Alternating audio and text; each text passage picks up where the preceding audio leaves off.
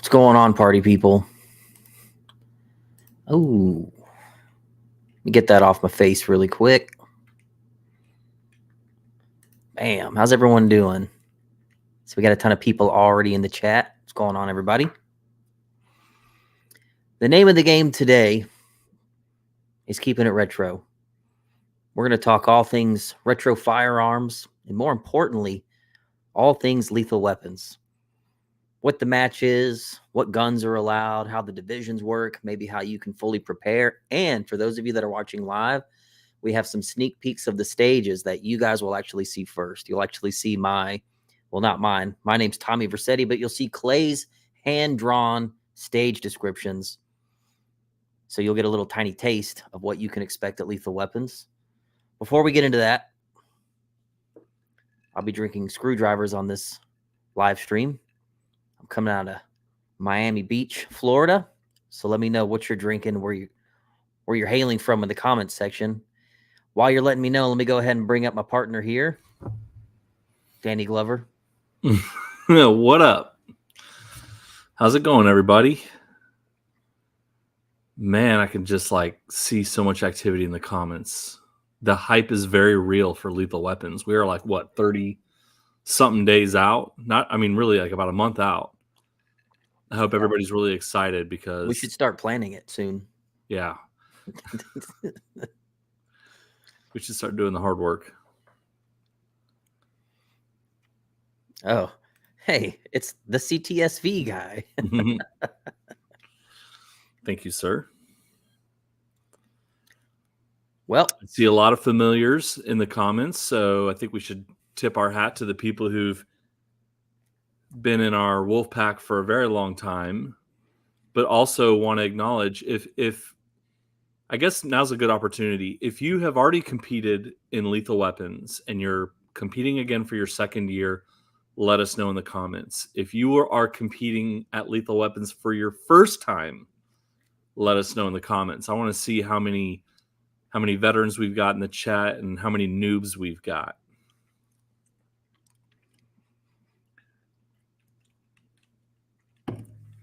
Oh, man. We got a lot of good information for y'all.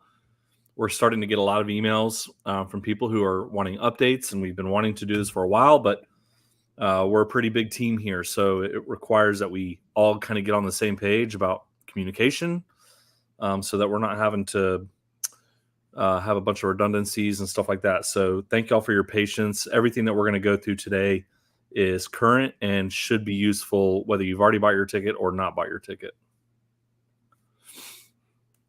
Jerry, everyone's been asking about you. You must be a popular guy.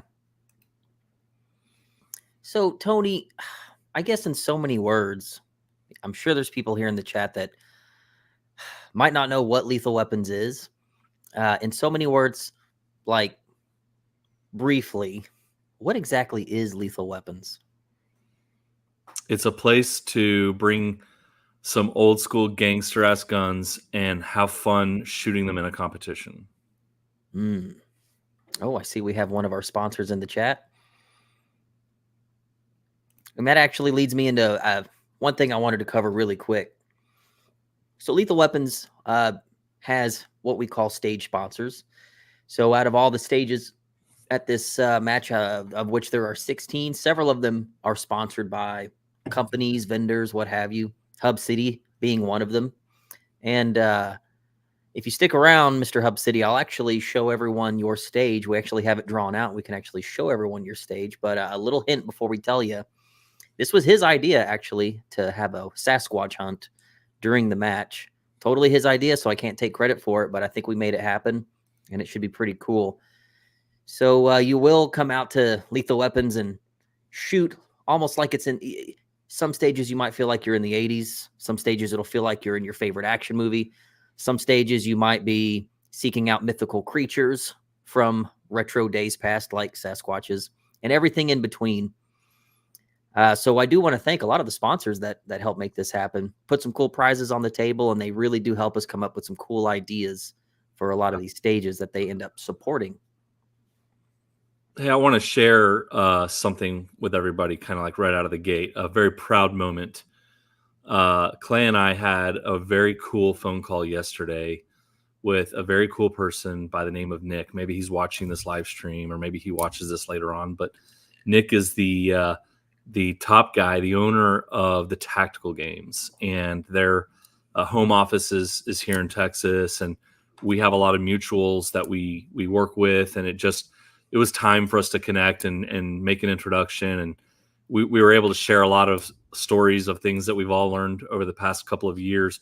But there was so much valuable feedback that Nick at Tactical Games gave us. In fact, Nick was actually at Lethal Weapons last year, and so much really cool stuff that he said about the community, our culture, what it is that we've defined, our events and our gatherings as, and he really kind of tipped his hat off to Clay and I, really identifying the things that make Lethal Weapons and Kalash Bash unique. And I just want to extend that to all of y'all. Thank y'all very much for being so supportive, for coming out. I think probably one of the biggest takeaways is he goes, "Can I call it LARPing?"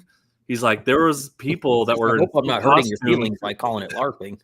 for the full weekend. These people were all dressed up, and he goes, "I've never seen anything like that before." And it just, Clay and I think we both kind of got goosebumps several times on that phone call of him just really kind of gushing about a lot of things that we're doing right here. And really, at the end of the day, it's all of y'all. So thank you.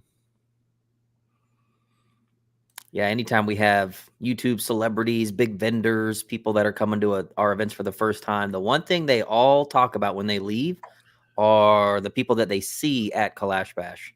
The LARPing's such a big deal. It's such a shocking new thing that people aren't used to at a gun event.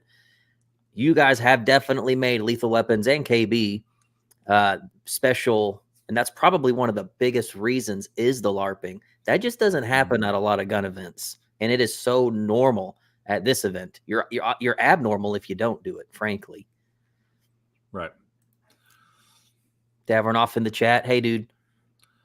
Money needs nothing to Davernoff. Little Birdie tells me Davernoff might be putting something on the prize table for Lethal Weapons. Cannot wait to see that. And then, of course, we have our hometown werewolf, H-Town Werewolf, who will not only be working at Lethal Weapons, but will be competing at Lethal Weapons as one of my right-hand man. So you'll see him running around, listening to Creed as always. Mm-hmm. Yeah, a lot of really good people in the comments. What's up, Davernoff? The team over Davernoff. Those people are pretty wild what their team is doing with this crossover of like making really cool stuff that's like fashion meets gun. No one's doing what those people are doing. You should definitely go follow them if you're not. For those of y'all who are kind of tuning in at Lethal Weapons, they're a big deal in the AK world. So go peep them. Well, why don't we go ahead and start getting into some important stuff about Lethal Weapons. I know Tony has some notes. Mm-hmm. I'll go ahead and get us cracking. So you kind of know what Lethal Weapons is.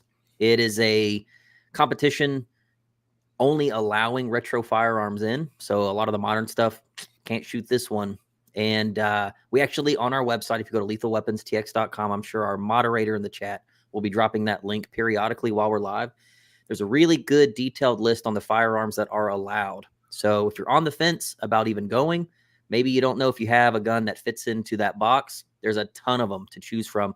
There's guns we haven't even thought of that technically qualify as a classic firearm that can come out to this. Feel free to go check out that list.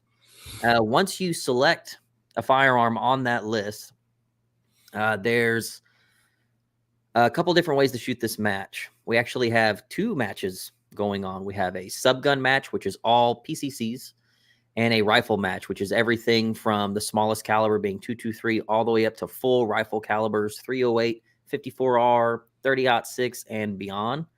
Two completely different matches. So in the past, we've actually had only one match, and the subguns kind of played with everyone. Well, sometimes some of those stages are borderline impossible for the subguns to be competitive against these high-powered rifles. So we've completely split it. The subguns are all going to compete against each other, and all of the rifles will compete against each other. What makes that interesting is over a 3-day period at Lethal Weapons, you can actually shoot both matches if you want to, and there's a lot of people that are doing that. So we actually have 16 stages that are built, 8 for subgun, 8 for rifle, and they're both happening all day long for 3 days. All day Friday, all day Saturday, and all day Sunday. So you're going to shoot all 8 stages for whichever match you bought the ticket for on whichever day you bought that ticket for. So we have guys literally coming out shooting the entire subgun match on Sunday, and they're shooting the entire rifle match the day before on Saturday. And some guys are knocking it out Friday and coming back out Saturday. So ticket buying for this match is a la carte. You shoot as many matches as you want, as few as you want, and you pick the day that you want if those tickets are still available. So kind of an unusual thing. Not a lot of matches are structured this way. And we're kind of excited to see how it goes. We really built this thing to give more people opportunities to shoot competitively than ever before. One of the biggest complaints we've got at any match we put on is the tickets sell too fast and there's not enough of them for the match.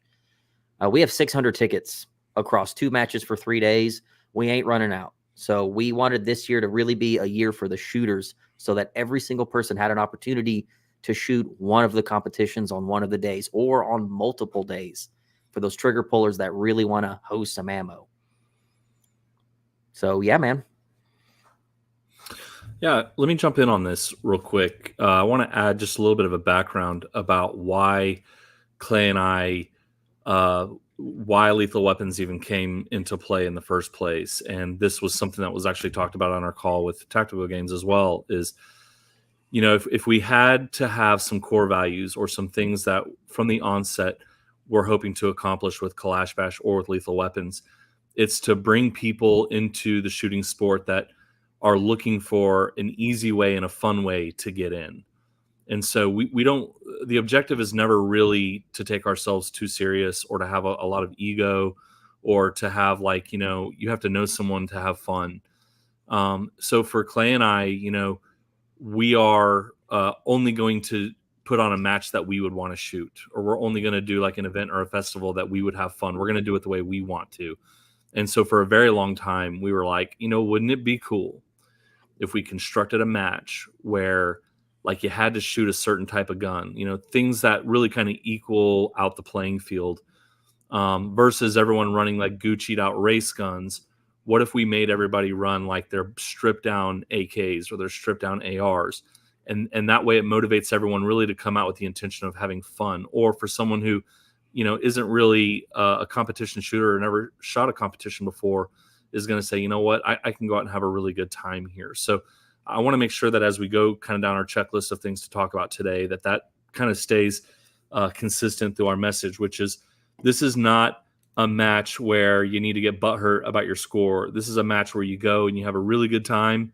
You learn, you take notes about what you did well, what you didn't do so well. You make friends. I think that's probably one of the biggest things that we see happen at these events is people end up making really good long-term friendships from coming out. So, you know, if you haven't already bought your tickets or if you've never been out before, come out alone. You know, don't feel like you have to have a friend to go with you or you need to have a group. If you come out alone and you just jump on any of the squads, you're most likely going to end up remaining in contact with a lot of those guys in your squad because it just, y'all end up becoming kind of butt buddies while you're out there. And it's really a lot of fun. So I would just really want to encourage people to see it the way that we see it, which this is really about having, we want to put on a match that's unlike anything else. I mean, we have, Clay will talk about this. One of the stages will have a boat in it. Yeah. A real functioning boat. Not a prop boat, a real legit boat that people are going to be utilizing in the stage. One of the stages, we've called it Saving Ryan's Privates. Yeah. We are not taking ourselves too serious here. This is legitimately about having fun. So with that said, why don't we start? I know a lot of y'all who are watching are going to have questions. So I think the best way to do this is I'll go ahead and I'll announce kind of what we're going to talk about, each topic as we go.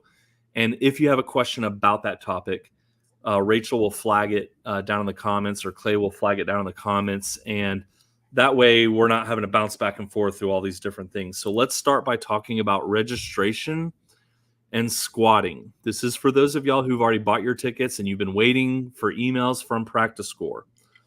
So as you know, we recently made some changes to the schedule. These were good changes and they were the right changes that needed to be made. We're going to talk about that here shortly. But for now, I want to give you guys some timeline on registration and squatting.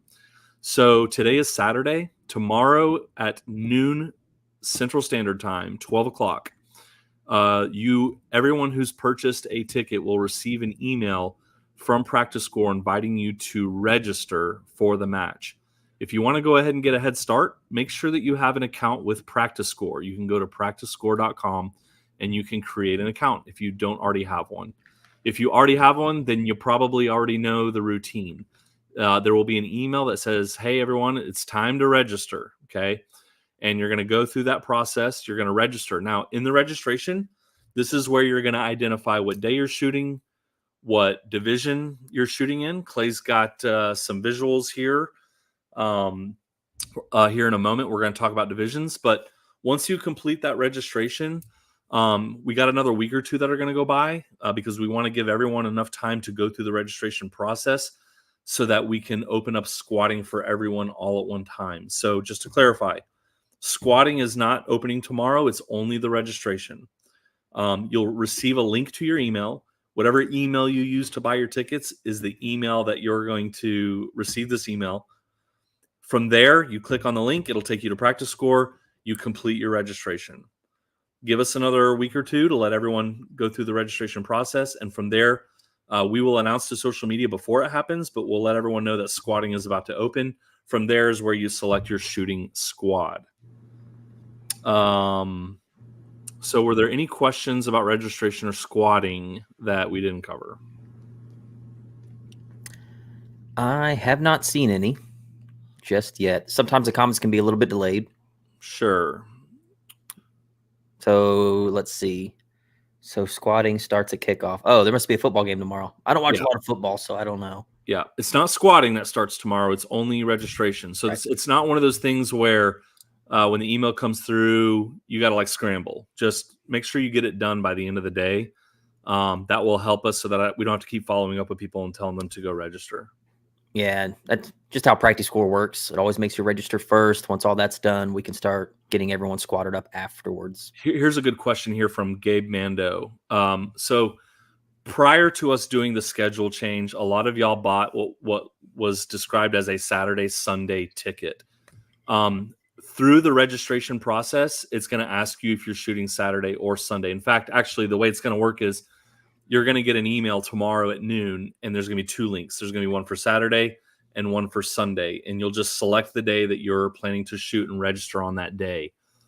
So thank you for asking that, because that's going to come up here shortly. We're going to talk a little bit more about that. But yes, for those of y'all who bought a Saturday, Sunday match ticket before the schedule change, your email will have two different links. It'll be one for Saturday, one for Sunday, and you just have to pick one of those and then go register. So if you're planning on shooting all day Sunday, you'll select the Sunday link and you'll go register for that match.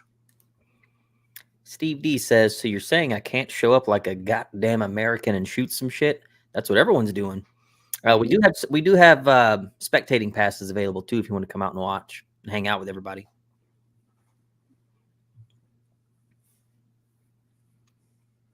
All right, let's see here. Cody, and I'm glad to hear this too. He says, I'm glad it changed to a one-day match instead of split.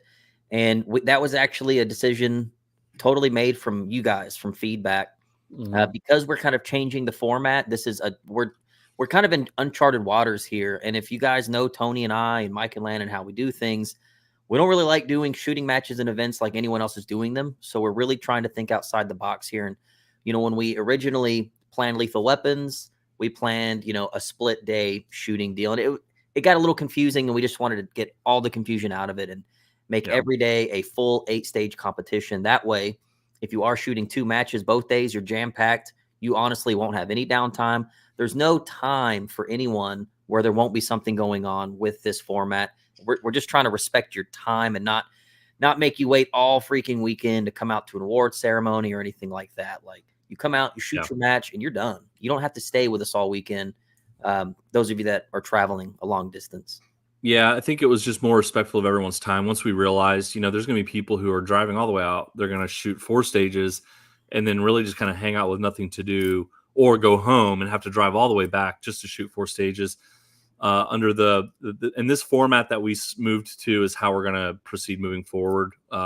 in the future with lethal weapons is making it so that for those of y'all with families, you got like jobs, you got other stuff going on, for you to know that you can come out, shoot a full 8-stage match, and only have to dedicate one full day to the match is going to be really, really helpful. Now, for some of y'all that you're trying to get as much shooting as you can get done, I want to pass along something else that we're going to do. This will come out in an email. It's probably going to be attached in the email that comes out tomorrow, and then we'll also send a follow-up as well. We have a lot of people who, after the schedule change, reached out and said, man, I really wish that there was an option for us to shoot the match more than one day and maybe get some type of discount because, let's say that you were committing 2 full days and now the match just got shrunk down to 1 day, 8 stages in 1 full day. What do you do with that extra day? Or now that you're able to do all 8 in 1 day, what if you could shoot another day? So what we're going to do is we are going to extend a promo code for people who've already purchased their ticket to get a discount off of a second match ticket. So for example, if you bought a Saturday ticket and you're going to shoot all 8 stages on Saturday, with this promo code, you could buy one of the Sunday tickets and you could shoot one of the Sunday matches and at a reduced price. And it'll be a really good discount. And I think this is one of the other things that we're going to do moving forward is in the future, we'll offer ticket packages where if you're shooting more than 1 day, your price per ticket is lower. So something we should have thought about in the beginning. We just didn't really think about that. So again, if you only purchased one match ticket and you're open to shooting another day, we'll be able to extend a really good promotion off that second ticket. So that will come out tomorrow. And I appreciate all the people who reached out and asked about that. We had a lot of people who said I really would like to shoot another day. So we're hoping that will be helpful for everybody. Yeah. We have a good question here. If we bought a comp ticket, would we need to buy a separate ticket to spectate any of the other days? No.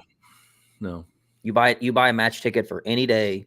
You can hang out all 3 days if you want to. You can hang out the whole time and spectate. We want you guys to come out and spectate and watch other people compete. So this is something I've always wanted to do, was live stream our events. It's a logistical nightmare, but one day we're gonna pull it off.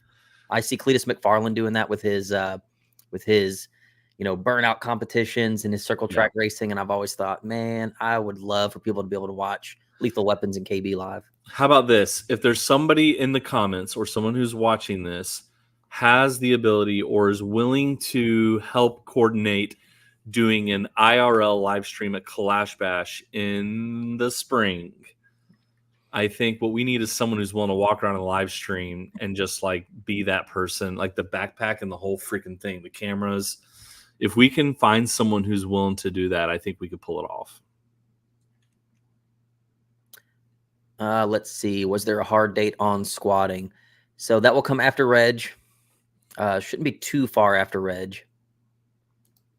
Here's a good question. Hub City, how does the awards work? So the awards are a little interesting. So at the end of each day, Friday night, Saturday night, Sunday night, we will have a gathering and we will honor those that have taken their overall first, second, and third wins for the day. First. It'll be top in each division at the end of each day. So Sunday night will still be the full-blown award ceremony where we actually are going to pick our first, second, and third overall match winners. But we are going to have gatherings Friday night and Saturday night to call out the people that did win the day for each division.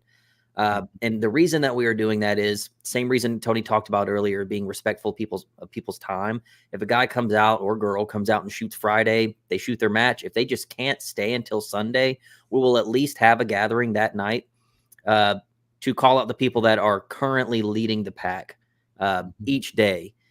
You don't have to be there to win your plaque. If you do place top, first, second, or third, and sometimes we do some other things like last place.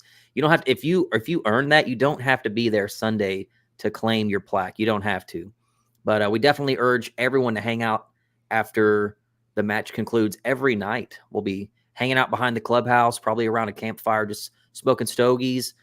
I'll be on the microphone. We'll kind of close the day out. It'll be a cool little party. And then Sunday's the big one. But we don't want people to feel obligated to stay all weekend long if it's a big time crunch for Sunday. You really don't need to. But Sunday will be the big one. So to clarify, Friday, for that day's match, we will recognize the top in each division. We'll do a couple randos, for whatever. We have some things up our sleeve. Saturday will be independent, so the match of that day. So it won't include Friday scores or Friday shooters. It'll be strictly Saturday shooters, the top in the division, and then our randos. Sunday, same thing, top in each division, randos, and then we'll take an aggregate over all the matches. And at the end of everything on Sunday, we'll recognize the people who took top over the entire weekend. But yeah, like what Clay said, we realize that if you're only shooting the match on Friday, it's not a requirement that you come all the way back out Sunday to find out. We have everyone's emails. If we have a winner who's not there to claim their prize or whatever it is, we'll certainly make sure that you have an opportunity to be reached out to after the fact, and we'll coordinate with you to make sure that you get a plaque, or if there's like a product or something like that you won, we'll make sure you get taken care of. Yep. Just a generic question, and we'll talk about some of the guns that are approved later. Nobody at all wants to ask if an SKS with its factory stock and a fixed 4X Red Star scope mounted on an aftermarket dust cover. So basically, it's an SKS with a dot. That's absolutely allowed. That will fit into a retro mod division. And we're going to talk about what separates guns into different divisions later. But yes, your gun has a place at this match the way it's set up right now, for sure. Mm-hmm. I do see some people asking about camping. We're going to talk about camping here in a little bit. I want to get through some of this registration stuff first, and then we'll talk about camping. If you just hang tight, I see your questions. I'll make sure that we answer those. Clay, let's go through the divisions and the approved firearm list. Just to clarify here, the reason why we have an approved firearm list is kind of going back to what we said before. You can go to any match anywhere out there, and you're going to see a lot of like race guns.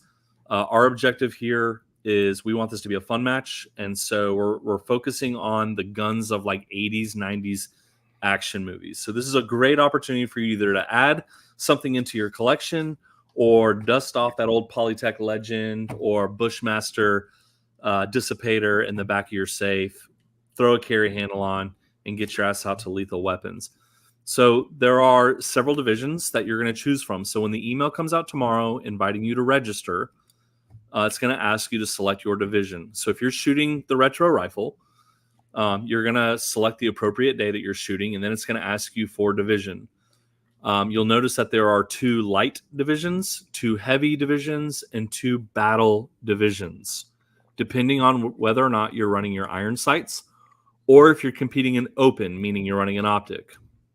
So the light division is for our 223, 556 rifles, 545 rifles. That's what we consider light.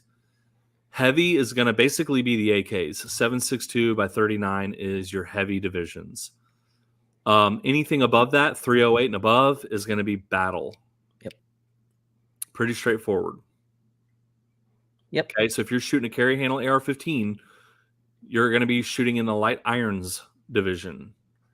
If you're running an AK with an optic on it, you're going to be in the heavy open division, retro mod.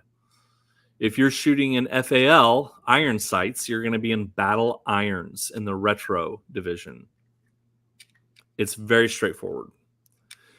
In subgun, it's easy, even easier. There's only 2 divisions to pick from. You're either running iron sights or you're running an optic. If you're running irons, you select the subgun irons retro division. If you're running an optic, subgun open retro mod. Now keep in mind, there's a few restrictions. All AR-15s, whether you're running in the retro or retro mod division, have to have a carry handle, a fixed front sight, and a delta ring handguard.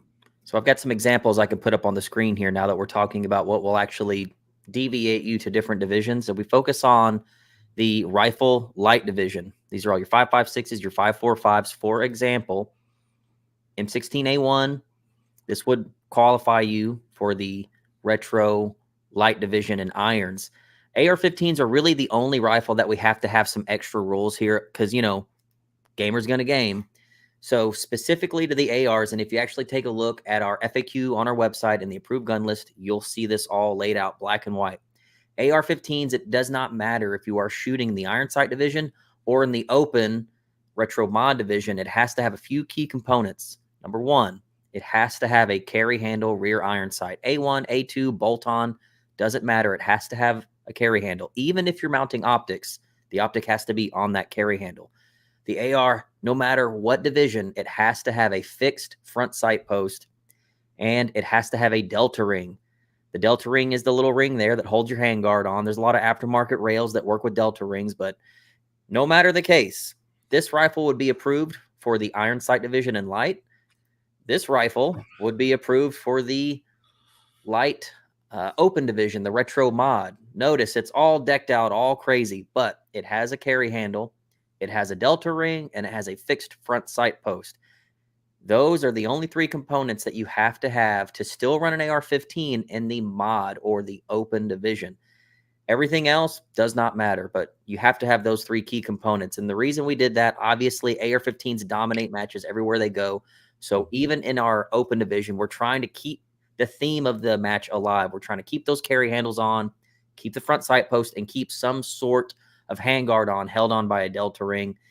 We tried that rule last year at Lethal Weapons, and honestly, it kept all the AR-15s really tightly wound in a small box so that they couldn't run wild and win the match. So there's that. Here's another example for you. Say you're running in the battle rifle division. We have two examples of an FAL here. FAL on the right, that is a bone stock STG-58 FAL on iron sights. That would put you in battle iron. The one to the right has aftermarket, has an optic, has forward assists, has a forward grip, has rails. All of the aftermarket on that gun would put you in the mod division. If that gun was bone stock like the one on the left and it just had a dot, that would still put you in the mod division. So the point of the story is, if you're going to run a dot regardless, you might as well modify the gun in some way. If you want to do anything other to the gun outside of the optic, you might as well. You're already in the mod division. The guys that are running irons have to keep the guns factory stock, as you see here. So I hope that was a good representation. And quickly, I'll just show you a sub gun here. MP5, this is actually what I'll be running at the match. Just a factory full-size MP5. If this guy were to come to the match, he would be in the open division. The dot alone would put him in the open division. So all the other aftermarket really wouldn't matter at that point. He's already in the open division. So I hope that's not that complicated. If anyone has any questions about that, feel free to ask them. And also a couple things. First of all, iron sight divisions, like the retro divisions, those are like the Chad divisions, by the way. Like if you really want the bragging rights, if you're really coming out to flex nuts on the hose, you're going to compete in the retro division. The optic divisions are cool, but I mean, I think the real flex is iron sights. Just throwing that out there, number one. Number two, if you have questions about what division is my gun, now's the right time to ask that question. We'll try to answer them as best we can right now. If we're not sure, or if you're watching this live stream after the fact and you have a question, you can send an email to events@dissidentarms.com. It's on our website. It lets you know under the approved firearms list. If you need approval for a gun that's not on the list, or if you're not sure, you can email them, events@dissidentarms.com, and they'll advise you if the rifle is good to go and what division that you're in. Here's a good question. What about scars or something non-AR? So again, retro match. I'm going to go ahead and show everyone the approved firearm list now. If you have any questions about what base guns are allowed, I can show you that here.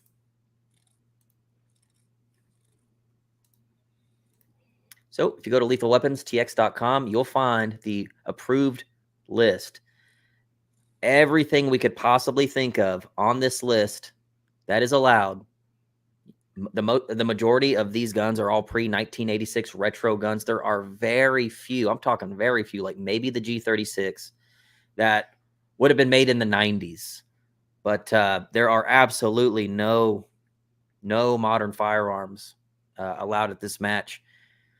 If you have any questions at all, take a look here. And like Tony said, if there might be a retro firearm that you think we may have missed, you send us a DM, send a message to events@dissidentarms.com and send pictures. Let us know what you're trying to get in. Maybe it wasn't on the list, but absolutely a SCAR would not be allowed at Lethal Weapons.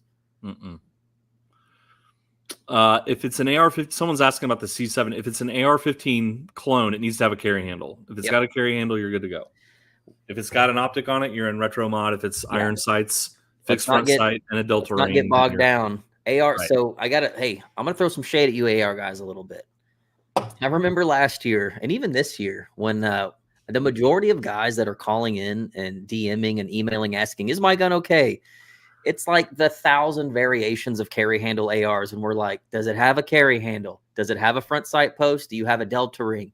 Yes, it's fine.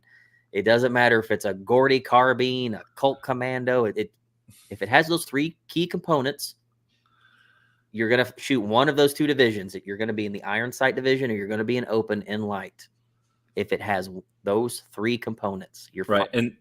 And let's just set some expectations about how we're going to verify rifles. So when you show up to the match, you're going to report to your first stage, and the RO of that stage is going to do a check-in, and they're going to look at every rifle to make sure that you're not only shooting an approved firearm, but that you're also categorized in the correct division. If you selected subgun and you're at the rifle match, they're going to say, we got a problem, right? So make sure when you go through the registration process, take your time, select the correct division. Now, I will tell you this. There may be, hopefully it doesn't happen, but let's just say hypothetically that somebody signs up for the match and they show up with a gun. Let's say it's an AR-15 that has no carry handle on it. And they're like, I just drove all the way here from Florida to shoot this match. I didn't realize, or I didn't pack my carry handle. What the heck? Okay. In the event that something like that were to happen, where we have someone who shows up and the gun doesn't pass the sniff test, doesn't pass the approval, we're not going to turn you away and tell you you can't be there. What's going to end up happening is you're going to shoot the match and there's going to be no score. Okay. So just make sure if there's any doubt there, like what Clay said, don't overthink it. AR-15s is really the ones that it's like we get a million emails about it. Carry handle, fixed front sight, delta ring. If you're in that category, you're good to go. And by the way, on all the guns on the list, there's no trigger restrictions. There's no magazine restrictions. We don't give a shit. If you want to run drums, run drums. If you want to run, a Geisley trigger, we're not going to check that shit. We don't care about that. What matters are the 3 things we just said on AR-15s. It doesn't matter what color you paint it. Doesn't matter what conflict it was in, as long as it's got a carry handle in it. So don't overthink it. Make sure you're in the right category and make sure that you do show up with a gun that is legit. Yep. Yes, AUGs are on the list. Refer to the approved list. Man, there was a question here. Someone was asking about AUGs. Yeah, AUGs are definitely approved.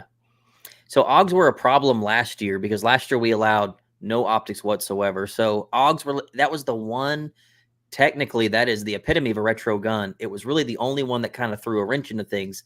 It was retro.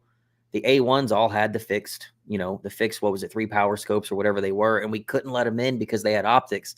And like Tony said, if someone were to show up and they're like, I didn't realize my gun wasn't allowed at this match, we'd still let you shoot. We just wouldn't score you. The entire Magpul team showed up last year with AUGs and optics, and we let them shoot, obviously, but none of them got scored. But they had a great time. So that's all that matters. Well, one guy did ask, is it possible to bring a second backup gun as long as it's in the same division? That was the question I wanted to bring up. Yeah. Yes. I mean, this thing, it has to be extremely similar. It has to be the same caliber in the same division. It has to be the same. Absolutely. Gotcha. Someone's saying KP9 with cheese grater and pistol brace is retro mod. Clay, does that kick him into retro mod because of the handguard? He said pistol brace and cheese grater. I would say no. And again, every single gun still retro there. Yeah. That gives you no tactical advantage whatsoever. Whatsoever. So, and we understand some of those guns, they're selling factory that way. So yeah, I wouldn't worry too much about that. It's what we're really going to ding people on and, kind of force some people in retro mod. Guys will show up with iron sight guns, and they're going to have all this other aftermarket. They're going to have muzzle brakes. They're going to have forward grips. And we're going to have to tell these guys, listen, you have way too much aftermarket. That is a tactical advantage. Yep. Competitive advantage, excuse me. We have to bump you over into retro mod, even though you don't even have an optic. And that's one thing that we probably didn't cover, are muzzle devices. This is a big one that you really have to pay attention to. And again, this is all on the website. Muzzle devices are going to be regulated heavily. If you're going to shoot the iron division, the bone stock iron division, no aftermarket brakes freaking ever. You can run aftermarket flash hiders if you got like a suppressor mount that's a 3-prong, whatever. Doesn't matter. Aftermarket muzzle brakes are a big no-no to keep you in the retro iron match. That will instantly bump you over into the mod match. So one thing, if your gun came with a brake, 74, for instance, totally fine if it's a factory option, like a classically factory option, then it's fine. So look, if you want to keep it simple, run in the retro division like a big chungus, all right? And bring whatever like big mags you got, right? Run like the shoot it highest the way capacity it was mags sold. you have. And here's another little advantage that battle division has that we haven't talked about yet. Clay, if you're shooting 308, if you're shooting in the battle division, you have just a little bit of an advantage. And why is that? The advantage is you only have to shoot paper one time when everyone else at this match has to shoot paper twice. I can't freaking stand it when I go to a match and they have a battle rifle division and they're still making you plug every target twice. You're spending a butt ton of money in ammo and you're reloading like freaking crazy. And just the cost of shooting the battle rifle division is big. So we're trying to be thoughtful of that. Plus, realistically speaking, you're shooting full rifled calibers. In the real world, way more knockdown power. It's a brutal round. You should only take one round to neutralize paper targets. So absolutely, all you guys running in the battle rifle division can just run around plugging every target one time. In fact, I wish I still had the video. There was a guy creaming everyone with an M1 Garand last year, full sprinting through our jungle runs, pegging targets one time, ping, jamming a new M-block clip, and was crushing people's scores because he only had to shoot targets once when everyone else is spraying them 2 or 3 times with their AKs and their ARs.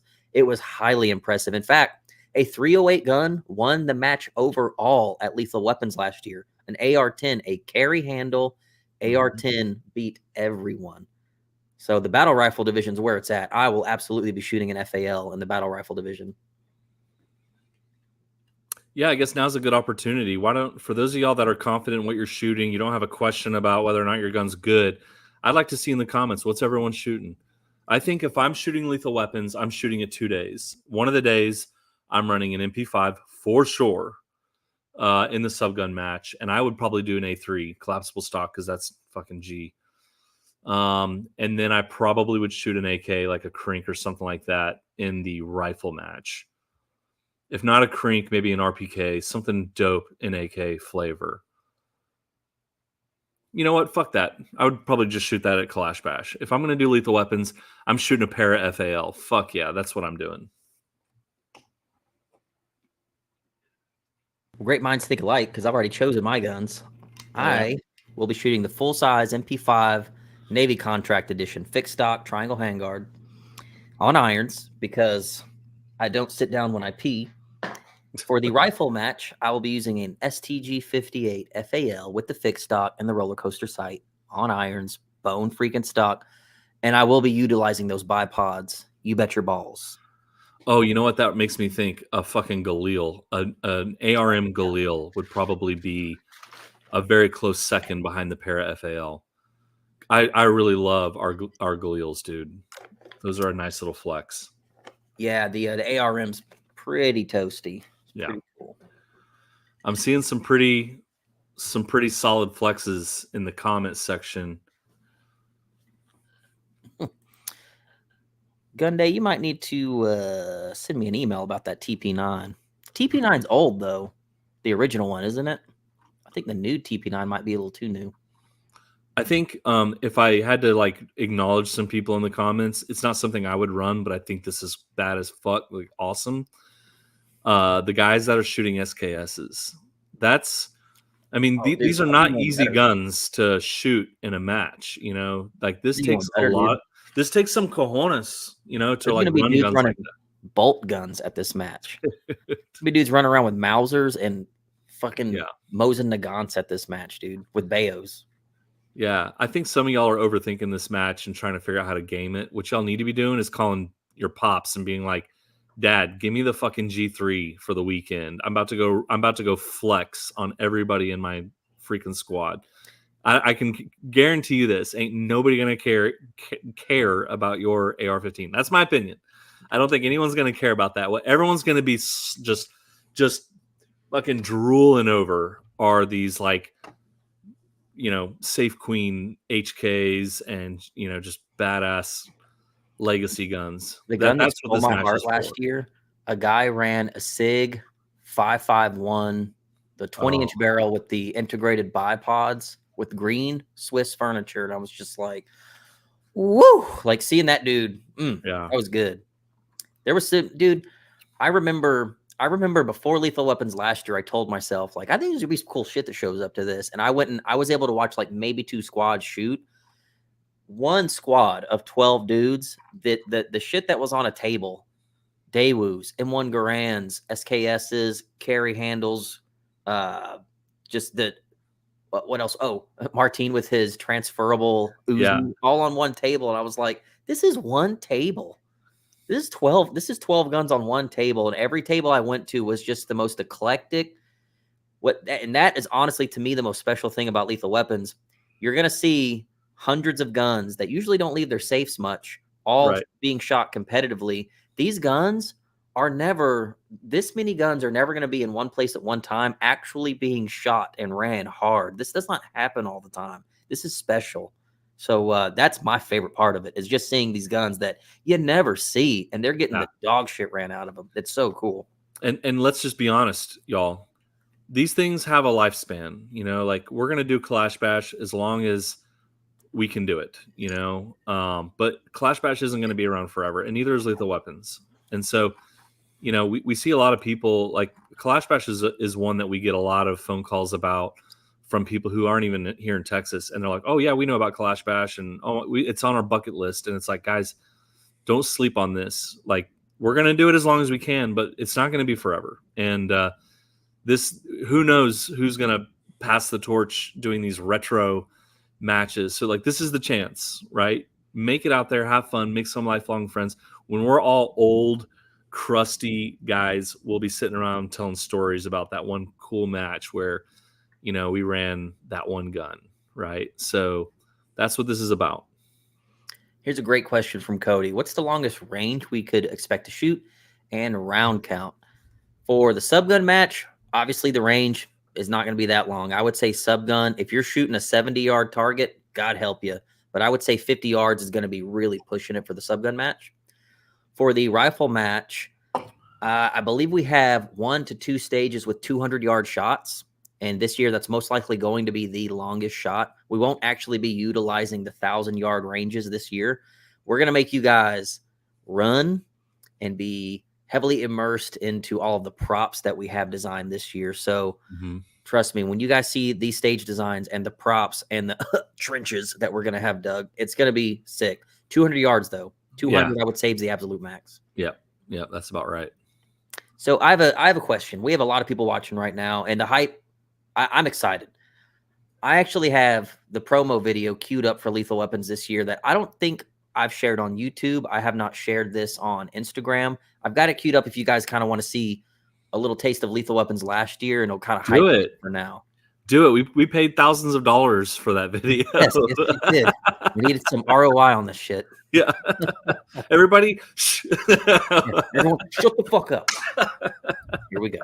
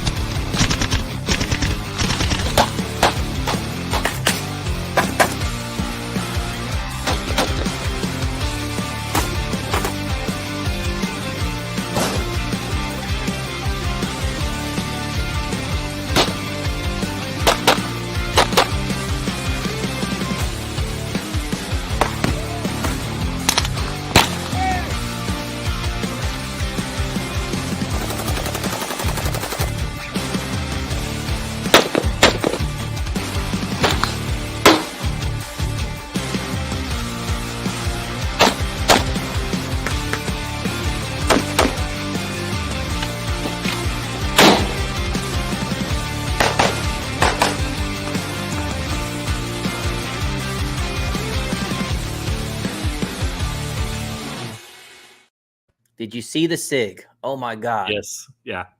Oh, Yeah. damn, it's a sexy gun. Hey, I want to ask everybody, for those of y'all that shot Lethal Weapons last year, what was your favorite stage? We got a lot of great compliments after Lethal Weapons last year that this was arguably probably the best match that we've Yeah. put on. Considering everyone was running iron sights, that was a really big deal to hear that. But I'm kind of curious, this is something that we've held on to into this year, is to go very prop heavy and have stages that are kind of built around like famous movie scenes. It's the But SIG guy. the SIG guy. Hell yeah. Hell yeah, dude. The toilet stage, that was a good one. What was that, Pulp Fiction? Maybe it was. Oh, no. It was 007. Oh, the facility? Yeah, because you start off dropping down into the toilet. Hands down, though, my favorite stage was the Tony Montana stage. His like final hurrah. We had a huge mountain of cocaine on the table, and there were dudes like picking up their gun, and then you just shot down. You shot down at targets like out to 200 yards. That to me, theme wise, was good stuff. Yeah, The I will Predator say stage that was cool, too. the footage from that stage was pretty controversial. I'm sure a lot of people were seeing that content go, what the hell are they doing out there? Yeah, one of the owners of the range is a full-time police officer, and he gave it his official stamp of hubris. So I'm like, if Matt's cool with it, then everyone else can eat shit. We're doing it. So let's talk about the match schedule. So thank you all for your questions about the divisions and about approved firearms list. At this point, if you have questions about your gun, if you're not 100% sure, send an email to events@dissidentarms.com. That all that information is on the event website, FAQ, events@dissidentarms.com. Just send them an email. They'll get you an answer. Don't overthink it. And again, the real big boy divisions are the iron sight divisions. That is the flex. That's the plaque you want on your wall. Okay, so What are you doing? Why, Gary? Why? That everyone keeps saying I look like that guy. The guy that's waiting on the phone, and they're bringing like his son's abductor around, and he just turns and caps the guy. Why, Gary? Why? What's that dude's name? Let me know in the comments. I didn't plan that, but people keep saying I look like him. Yeah, why, Gary? Why? by the way, someone did ask, and I'm going to go back to this. For those of y'all who've already bought a match ticket for a full day, if you're contemplating shooting a second match on one of the other 2 days, we will be sending out a promo code for those of y'all to buy your second ticket at a discounted price. Moving forward at future Lethal Weapons, we'll make that available from day one. So it's just one of those things we didn't really think about until later on. Like, oh shit, what about people who want to compete more than once? Like, certainly we want to extend a really nice package for those people. So for those of y'all who are contemplating doing that, you do not have to shoot a different division on the second day. If you want to come out and you want to run your AR-15 on day one and then the same gun the next day and compete in the same exact match, you're totally cool to do that as long as there's a ticket available for that for that day and for that match. But I encourage y'all to diversify. Run the subgun one day and run rifle the next, or if you're going to stay in the same division, maybe shoot a different gun. Right, make the most of it. I mean, honestly, if I were to shoot 2 matches, it just makes sense to shoot 8 brand new stages. And I've actually got a bunch of the drawings here pulled up if you guys want to see some of the stages. I'm kind of biased. To me, the subgun stage is kind of stacking up to having some pretty cool stages. The rifle stages are great. I think the subgun stages are better. I'm just going to say it. I think the subgun stages some of them are better. The themes, some of the props that we're having I can't believe the range is allowing us to have out here. Mm-hmm. It's going to be good. We're going to talk about the match sneak peeks. We're going to talk through some of our ideas. There's no harm in doing that. We're not going to actually show you the actual stage layout yet, because some of these stages are going to be blind stages, but I am a little excited to tell y'all some of the ideas we've been throwing around, because let's just say some of them are pretty fucked up. So that being said, match schedule. So for those of y'all who've already bought your tickets, you're probably already aware of this. For those of y'all who are thinking about it, don't really know which ticket you should buy, let me just kind of very lightly touch on this. There is 2 matches happening at the same time the entire weekend. One of them is a rifle match, and the other one is a subgun match. Both of them are 8 stages. So the first question you really need to ask yourself is, do you want to shoot in the rifle match or do you want to shoot in the subgun match? The main difference is that with the subgun match, you're shooting pistol caliber rifles, and the bays that you're going to be shooting in are going to be really limited to about 50 yard, a lot of steel. Something important I think we need to mention is that the subgun match is going to be a lot of steel. These are going to be fast, high round count, just running and gunning, really fun stages. With the rifle match, the other match, you're going to be shooting carbine calibers all the way up to battle calibers. So 223 all the way up to 30-06. Okay. The first question you need to ask yourself is, which one of those matches do you want to compete in? Once you make that decision, the next question is, what day do you want to shoot? Do you want to shoot on Friday? Do you want to shoot on Saturday? Or do you want to shoot on Sunday? From there, it's pretty smooth sailing. The rest is all pretty much in the FAQ on what you need to do to prepare. So you just need to decide what match you want to shoot and which day you want to shoot. Okay, so that's 2 matches on Friday, 2 matches on Saturday, 2 matches on Sunday, all happening. A total of 6 matches happening over the entire weekend with a cap of somewhere around 600 shooters, which, by the way, let me just make a mental, let me just kind of bring this out. Clay, in your experience, you shoot a lot of matches. On the high side, what are the total shooters for a lot of the matches that you run, the big ones? For I would say a big match, typically like a known big match, 200, maybe a few more. Okay, so to put some things into perspective, a big match that's happening in your area of the woods will be somewhere around 150 to 200 shooters, and that's on the large side. We're prepared to host over 600 shooters, which is unprecedented for what we're trying to do. So we need your help. We need to make sure that we fill up all those days. Invite your friends. If you've got a bunch of people who've been holding out, make sure that they get on board.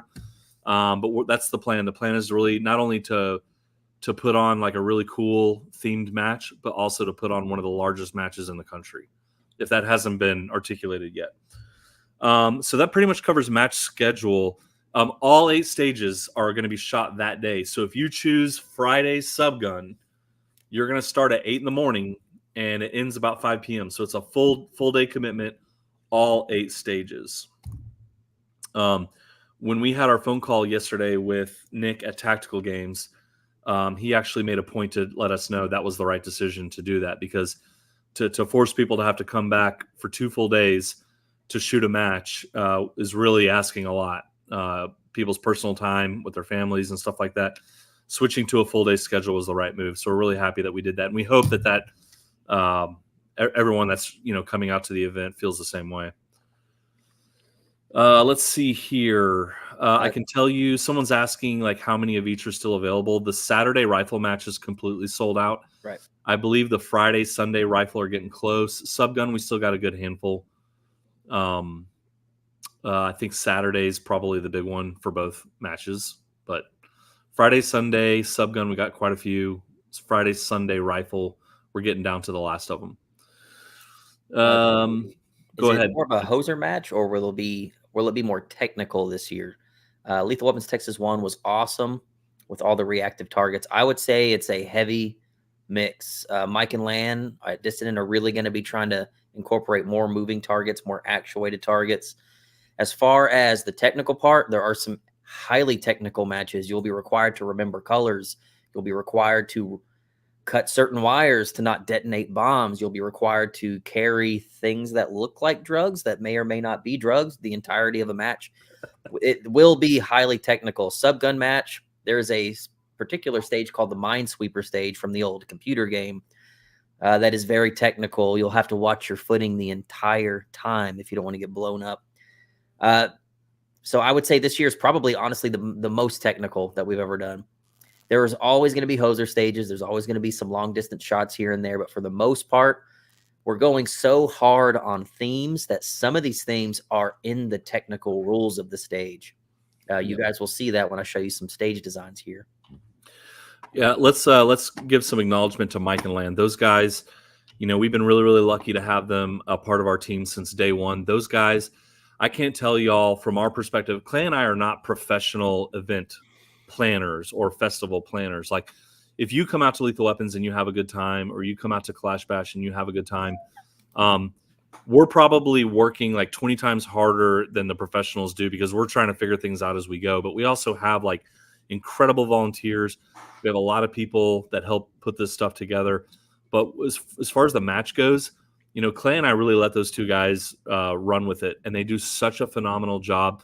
I would say, the investment that we have in targets on their end and what we have on our side, this is like probably 6 figures worth of steel targets, paper targets, target stands, fixtures that we leverage into this match. By the way, this is not something that anybody can pull off. It takes really a lot of resources to be able to do it. But Mike and Lan do such a phenomenal job. And the thing is, from their perspective, they're having to consider so many things. They got to consider, number one, can we do this safely? Second, how do we run 300 people through a match? They have part-times. They've got to be able to construct a stage that someone can run, reset, and be done within a certain amount of time in order to run all these people through. Having all of the nooks and the iPads and all that stuff. And also the ROs. We're going to have somewhere around over 20 ROs that are working the entire weekend to run these matches. So maybe like a little golf clap for those guys. They've done a freaking awesome job. It makes our job, Clay and my job, a lot easier. We can focus on the other things. Someone had asked a question I wanted to answer. Let me see where it is. Someone's asking, will there be a LARP award? Yes, there will be some awards. Like, we want the LARP to be a big deal. We're going to continue to reward that behavior. So now that the match is a one-day match for you guys, you don't have to LARP the entire weekend. You can change your LARP up if you're shooting more than one day. But yes, we will be acknowledging people who go the distance with their LARP. The people who are asking about the discount on the second day tickets, just want to clarify. This is only going to be eligible for people who have already purchased a ticket. It's not going to be a discount for someone who hasn't bought a Lethal Weapons ticket. It's only for those of y'all who already have one that want to shoot a second day. That coupon code will be going out tomorrow with the registration email. If you haven't bought a Lethal Weapons ticket, but you're considering buying multiple days, this is what I would tell you. Buy one ticket and then fire off an email and let us know that you're considering shooting multiple days, and then we'll provide a promo code for you to use at that point. I hope that answers that question. But moving forward in future Lethal Weapons, you won't have to do it that way ever again. You'll basically just commit to a package deal where you get multiple days, and it's the prices and coupon is all incorporated into that. Let's see here. Someone asked, will we have enough volunteers this year? In fact, we will have an email going, or not an email, a social media post out in the next week or two recruiting volunteers. So if you're looking to volunteer, just stay tuned. We will be posting about that here soon. Let's see here. Yes, camping. We haven't really talked about camping much. So we will. We're talking about that. It's the last topic we're going to cover is camping. I'm trying to see if there's just anything else here. Okay, so I guess let's go ahead and move on to the next topic, which is going to be match prep. Clay, this is kind of your domain. For the people who are shooting Lethal Weapons for their first time, where can they go to kind of get their head around how to prepare? What are some like pro tips? And those of y'all who've shot a lot of our matches, in the comments, throw like your best pro tip out there to someone who is going to be competing for their first time. This is pretty easy. People always overthink this. It's not rocket science. Number one, whatever gun you end up choosing, make sure it is zeroed. Do not ever go to any match assuming that there's going to be a place to zero. Just have that squared away before you come out. Zero your gun. The ammo that you zeroed your gun with, shoot the match with the exact same ammo. Don't deviate. Don't zero with Tula one day and shoot the match with brass case the next day. It'll throw your zero off. Just square the gun away. Be zeroed. Shoot the same ammo that you zeroed with. That's good. As far as you, just have a way to have at least 2 to 3 mags on your body. At the very least, have a way to have 2 magazines on your body. These can be your back pockets. If you just can't spend money on gear, front pockets, back pockets, just something that will retain those mags, have a nice, reliable mag retention. Something that you'll actually see a lot is the wagons, the wheels, easy ways to drag all your stuff around. There's quite a bit of walking. This is a big property. You're going to have to cover a little bit of ground here and there. A lot of people will actually set up baby strollers, radio flyer wagons, like the little, the hay bale wagons that you find like at Academy or a Tractor Supply that have the cage sides that drop with the inflatable tires. Have a way to move your gear easily where you're not humping it around all day. If you're going to be shooting 8 stages that day, bring some wheels. You will thank me later. In fact, I've got a video on my YouTube channel. It's called like the top 10 things that you should bring to a gun range. I go over all that stuff. So if you want like a deep dive, go watch that video. Square your rifle away, retain mags on your body somehow, and make it easier on yourself, and bring a wagon, bring some way to transport all your gear and your ammo and your cooler. You should have some waters and shit with you. Bring your stuff to the next bay. So much easier. You don't want to be the guy humping all of your stuff stage by stage. A lot of you guys are going to be LARPing. You're going to have costumes on. You sweat through that costume. I might not like the costume now. I might think it looks dumb. So keep those costumes fresh. Bring some wheels. And briefly, typically me, I bring a small cooler with me. Hydrate. I bring a cooler with some ice, throw some hydration packs, some waters, maybe a couple of snacks. We do have food on site, but I would definitely be prepared to keep yourself hydrated. That honestly should be the number one thing. Just stay hydrated. Yeah, and I think, for me, I don't shoot as many matches as Clay, so like everything that he said is a big deal. What I see from my perspective is a lot of people showing up and their guns aren't zeroed. And it's like you got to zero your gun before you show up, because gates open at, I think, 6:30, 7 in the morning, and the hammer drops at 8. And there's not a single place on the property that is set up for zeroing rifles. Every single bay on the property is dedicated to a stage. So we see a lot of people show up and they're like, I just threw an optic on this thing, I need to zero. I would assume that there will be no time to do that. The second thing, sleep. Like for the week, the 10 days leading up to Kalash Bash or Lethal Weapons, like go to bed early, drink a fuckload of water, like a lot of water, hydrate, because this is like a workout. You're walking all through the woods. You don't want to be getting dehydrated out there or getting your ass kicked by the elements. We are out in the middle of the woods, so some high DEET bug spray is certainly will go a long way, but usually someone in your squad will have something to that effect. You certainly don't want to get cooked by the sun on day one, and then you're fucked up the rest of the weekend, so use sunblock. Let's see here. Snacks. I saw someone mention water and snacks, of course. One thing that I see Clay do is he loads up a lot of mags the night before a match, so he doesn't have to fuck with that in the morning. I think that is always kind of a good thing. There's always dudes just hastily loading mags that morning. They're late. They're at their stage. They're reading the course description. They're like, fuck, I don't have any of my shit loaded.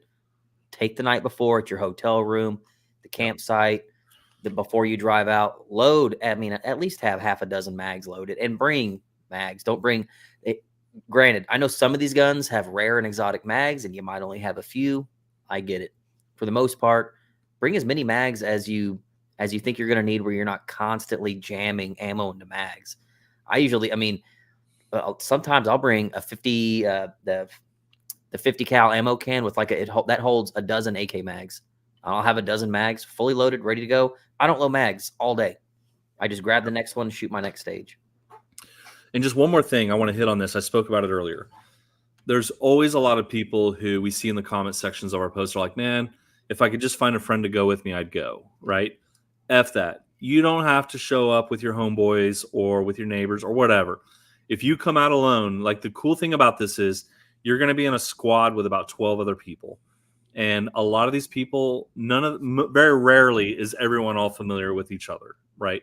There's always going to be some new guys on the squads. And I can't tell you how many times we talk to people and they're like, I've made friends for life through my squad. And they've got their own little group text. And then they're like, we all want to be on the same squad again in the future. And so, like, don't hesitate. Make sure that, like, get your mind right before you come out that this is about having fun. and you're probably going to fuck something up. There's like these funny memes about guys that are like, they've got it all in their head how they're going to run the stage, and then the timer goes off and they completely forget everything. It's absolutely going to happen. Everybody on your squad is going to roast the shit out of you for it, and it's going to be a really good time. So let's see here. And one of the things that we're so proud of with Kalash Bash and Lethal Weapons 2 is I think we've got the coolest crowd. Like our culture and community is unlike anything else. I mean, think about this for a minute, y'all. Kalash Bash is not just the largest AK festival event. It is arguably one of the largest production gun events in the country, and it's for AK people. What does that tell you? Like, this culture and this community is unlike anything else. You're gonna have a good time. All right, let's see here. AK guys usually don't have friends anyways. Yeah, it's true. Our circles are small, but they're good. Hey, dude, I'll tell you right now. Every match I've gone to, went and shot with H-Town Werewolf. I brought H-Town Werewolf to, where would he go? AK Masters. He didn't know anybody there. But at the end of the day, everyone loved him. Dude, I know that is a barrier. That's like the unspoken barrier to entry to a lot of these matches. You have these loners that feel like they don't know anyone there. They don't want to be left out. Oh, no one's going to let me sit at their table. It feels like the first day at high school all over again. That's kind of what your first match feels like. Certainly going alone. I promise you, at one of our events, one of our matches, the people that come out to this are extremely welcoming. You will be in so many group chats the next day, like Tony said. You're going to be hitting up the people that you squatted with for a year after that, talking about the next time. It connects people in such a way that is like unheard of at a lot of other matches. Matches in general connect people, but at this match, KB is another good one. You're going to make friends for life. So don't be afraid to go alone. Yep. All right. So we've talked about match prep. The next topic we're going to talk about is the stage sneak peek. So there shouldn't really be any questions that we're going to field from y'all on this. This is an opportunity for Clay and I to give you a little bit of a sneak peek on some of the ideas we have for these stages. And by the way, our stage planning is already done. So like all we're doing now is really kind of the final tweaks on these stages. So some of these stages are pretty freaking hilarious. And I'm going to let Clay kind of take lead on this. If you'll just kind of, I'll let you pick and choose which ones you want to talk about. Don't mind if I do. So let's start with saving Ryan's privates. So you'll have to, sorry, my glasses are so polarized, I can't even see this other screen. So obviously, this is a Saving Private Ryan stage. This is a stage that actually goes out to 200 yards. So I know it's very poorly drawn, but this thing gets redrawn, 20 times over. Basically, you're going to start in a car hauler, a toy hauler wagon, or a trailer with a drop gate. Just like in the movie, when the guys are coming up to Normandy Beach, the front drops off these personnel carriers, these boats, and they have to storm the beach, and there's nothing separating them and the MG-42s in the pillbox other than tank traps and barbed wire and some trenches. There's no trenches on this stage, but they're coming. This stage will require you to get multiple hits at 200 yards and in from prone position touching tank traps. There will be barbed wire, so please don't fall on it, but it's there. Don't get your dick stuck. Yeah, no, it's going to be real barbed wire. You're going to have 5 different tank traps here, all requiring multiple hits at 200 yards steel downrange with some part of your rifle touching these tank traps, going prone for the most part. You will have paper targets to the left and a couple pockets on the right that you'll have to shoot when you're roaming around no man's land, when you are not behind the coverage of a tank trap. So that's pretty cool. That's just one stage. This will be a rifle stage, not a subgun stage. This stage, you guys can actually see a full-blown video of this. This is our Major Pain stage. We actually have a full video of us. We simulated this at Mike and Lance's place. You guys can actually go watch that. If you remember the scene in Major Pain where he's going back to the military and he kind of reminisces of what life could be like with Tiger and the school counselor, and he sees that barbecue across the street, and then Charlie comes in and kind of fucks everything up. This is that, We have a full-on backyard with a white picket fence, a kiddie pool, lawnmowers, barbecue pits, the works, and you're just flipping burgers. It's a normal day, and all of a sudden, all hell breaks loose, and you got to shoot all the guys coming into your backyard. Arrays of paper, steel targets downrange from multiple shooting positions, all while avoiding all of your lawn decorations and lawn equipment. If you touch any of that stuff, it's penalties. So, bam, that's pretty cool. Hey, I don't want to show everyone all the pictures, dude. I'm going to show them a few. Oh, gosh. So this one I'm very excited about. We're actually going to have trenches at least waist deep. We actually were building a lot of the pillboxes today. So this is actually another rifle stage. What's really cool about this is you will be clearing trenches and then shooting from trenches from pillboxes at targets hiding behind hardcover, downrange, as well as steel. You've got a small trench here, a small trench there with targets that you'll have to shoot from the coverage of your trench. You then have no man's land right here in the center where you're going to have to take out steel targets. And then you enter a very long trench with multiple pillboxes, all heavily fortified with barbed wire, shooting targets downrange, hiding behind hardcover. Wham! That one's pretty cool. Let me pull up. Okay, here's this one's cool. This is actually a subgun stage. So Tony was talking about a boat that we're going to have on one of the stages. We actually have a fully functional, very nice airboat that will be on a stage, and we are calling this stage Square Groupers. Those of you that don't know what a square grouper is, look it up. This is like full-on cocaine cowboys. You're collecting some washed-up square groupers. You're going to pack them in a bag, and then you're going to have to shoot all the rival cartel members that are trying to get their drugs. These drugs might have fallen out of Cessnas that have been shot out of the sky, maybe some cigarette boats that went down or tossed their drugs overboard. All this has washed up on a beach in the Everglades. You have to collect everything, shoot the rival cartel members, and deposit all of these drugs in the airboat before re-engaging targets after that. Now, as far as the actual course description, you'll get all that the day of. These are just sneak peeks. Yeah, all of what you're seeing here, by the way, y'all, this is all like preliminary drawings. This is what, we'll have probably better quality type stuff that, we use as we get closer to the I don't know what Tony's talking about, because I actually took Art 3 in high school, and I happen to think these are very good drawings. Yeah. Yeah. I love this. I love the concept drawing of all this stuff. But so how many more are you going to show? I'll show this and maybe one more subgun stage, and then I'll hide the rest. This one I'm kind of excited about. One of the most Texas things that ever Texaned was Buc-ee's. Buc-ee, I don't know if you guys know this, but we're kind of known for our Buc-ee's bathrooms around here. It's the best way to shit on a long drive through Texas, the Buc-ee's bathroom. So we actually have a stage set in a Buc-ee's bathroom. You're actually going to start from a turlet. And we're going to have inflatable Buc-ee's beavers here to set the scene for you. You've got guys at urinals. These are bad guys. None of these people shitting and pissing are all good guys. These are all bad guys pooping and pissing. You got to kill all the guys that are peeing at urinals on the left and right from multiple positions. And then what you'll notice here is we've actually got bathroom stalls fully equipped with toilet paper rolls and everything. You are going to have to run from left to right in this shooting area, wasting dudes that are dropping deuces. Again, these are bad guys, though. These are all bad guys. You just have the advantage of surprise.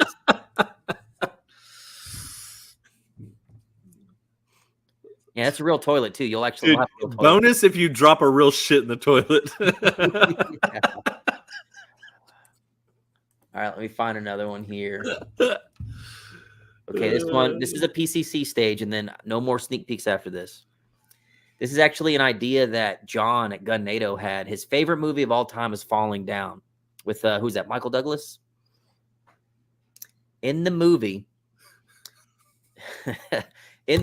there's a scene where he finally finds out where all of the traffic's coming from. It's coming from a road that's shut down with construction. They're really just sitting there. No one's working. They're just burning taxpayer dollars. So he gets pissed off, pulls out a rocket launcher, and tries to shoot the excavator, right? So on this stage, you're going to have a cannon, and there will be a real excavator on the stage that you have to launch the cannon at. You'll then have to shoot all of these are bad guys. They work for the city. They are construction workers, but these are bad guys. They're wasting your tax dollars. So once you blow up the excavator, you then have to go down range and shoot multiple construction workers from multiple shooting positions. This stage is going to be filled with road construction equipment, caution signs, cones, and everything else. It's going to be great. Oh, dude, the comments about the fucking Bucky's stage.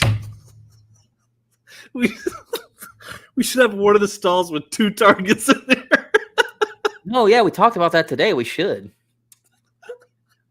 Yeah. Oh, God. Like dudes in there with like lot lizards and stuff. One guy's got like the kick his ass Seabass, you know, the hat. What is it? Wine 'em, dine 'em, 69 'em. Yeah, no, so we totally thought about that. And are the bathroom stalls just like write random phone numbers like for a good time? And I'll like leave Tony's phone number in there and shit. Yes, draw wieners like this, the shit you see in like porta potties and like dirty bathrooms on the highway for sure. Okay, I want to tell them about my stage idea, even though I'm sure you probably is this the one right here? Is it right here? Okay. All right. We're not sure. We're still kind of trying to figure out how to execute this particular stage. But I told Mike and Land that for us, I want a stage that we're actually doing a drive-by shooting. And so I'll just leave it at that, Clay, if there's anything you want to say about it. But I think we're calling the stage Don't Shoot Your Homies. Oh, we'll be appropriating some culture on this stage for sure.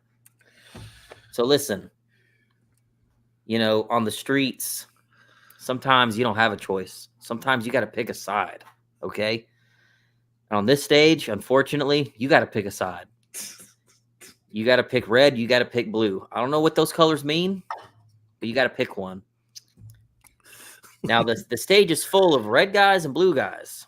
Whichever color you pick, that's your group that fills the void in your life. Some call it a gang.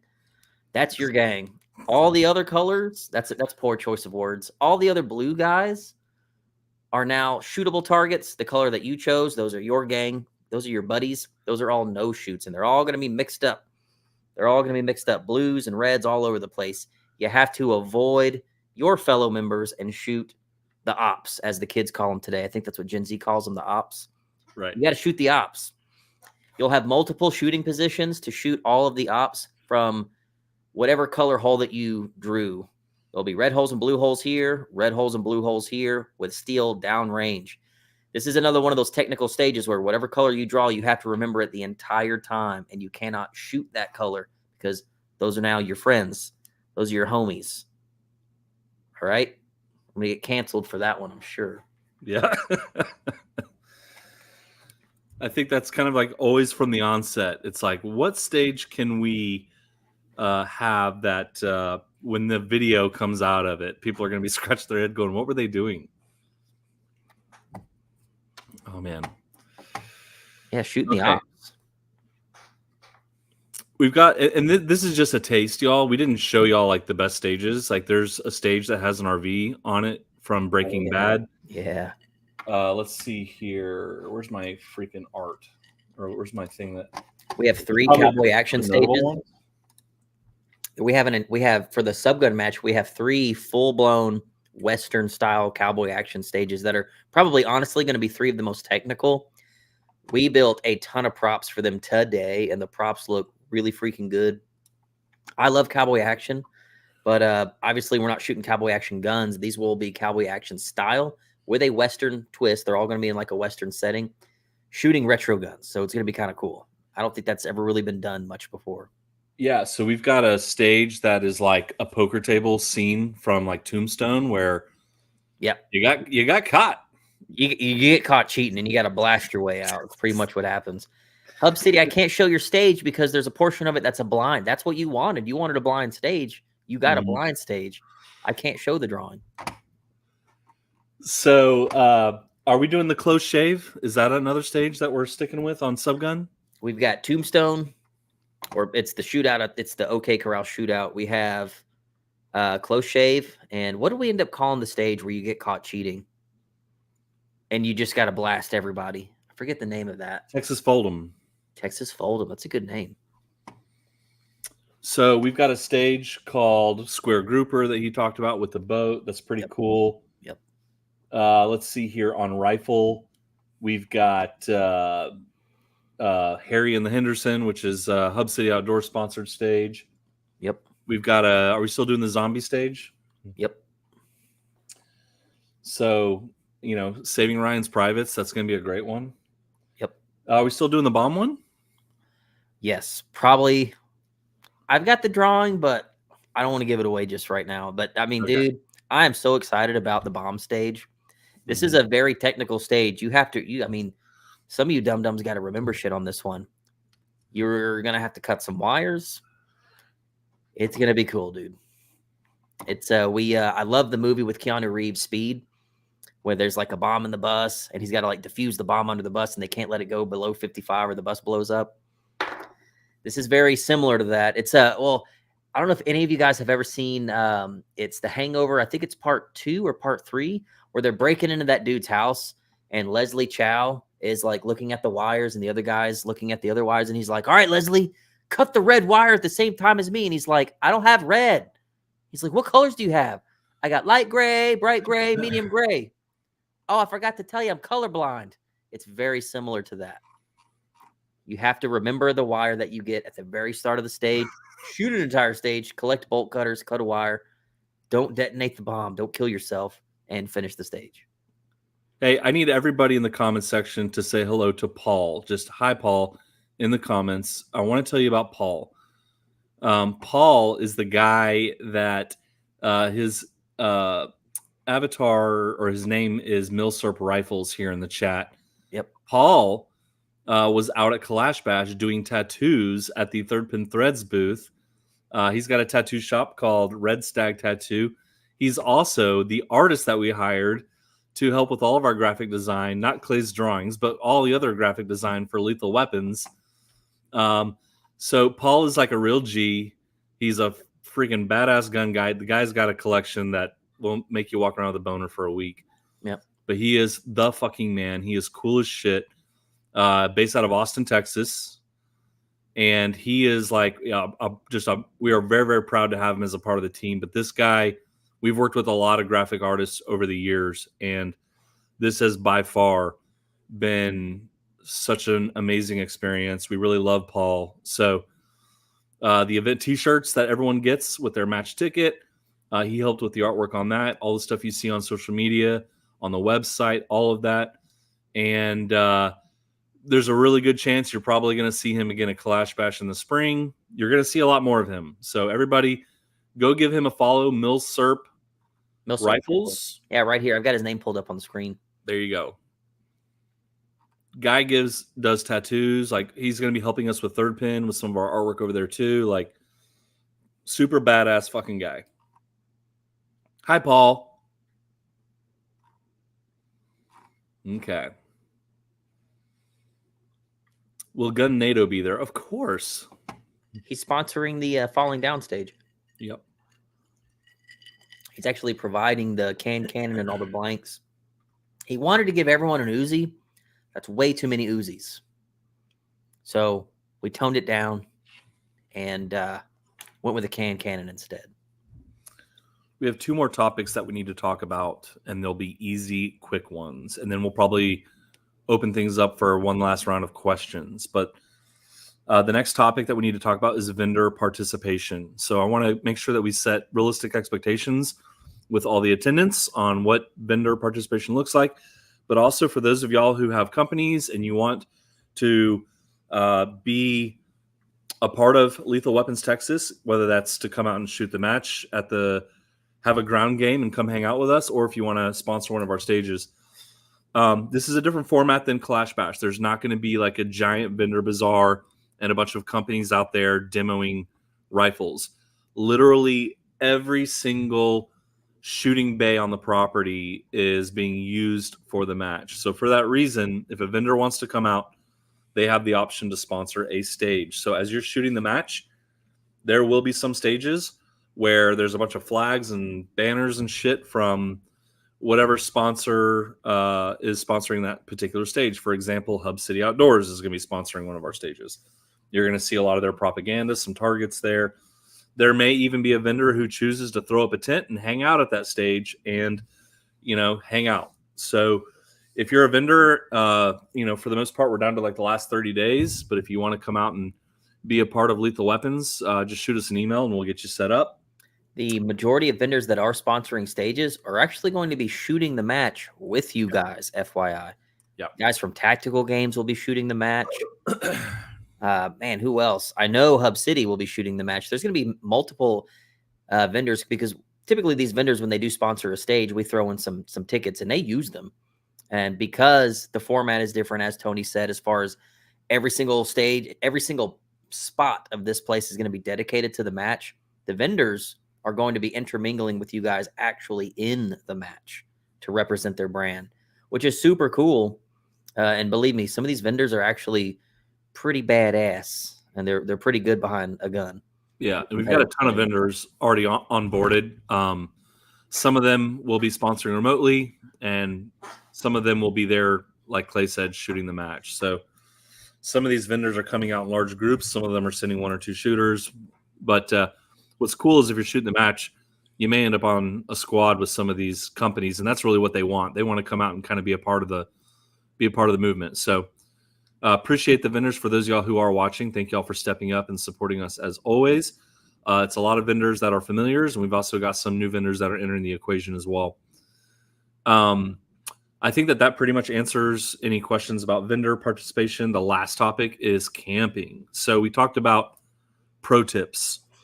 If you want to hack for our events, camping is a big one. And the big reason why, in the context of Lethal Weapons, is, you can come out. Let's say you're shooting the match on Sunday. You can come out and set up your tent on Saturday, hang out, get a good night rest, wake up in the morning, and you could literally walk to your first stage. So instead of making the commute from Houston, Dallas, San Antonio early in the morning, you can stay on site.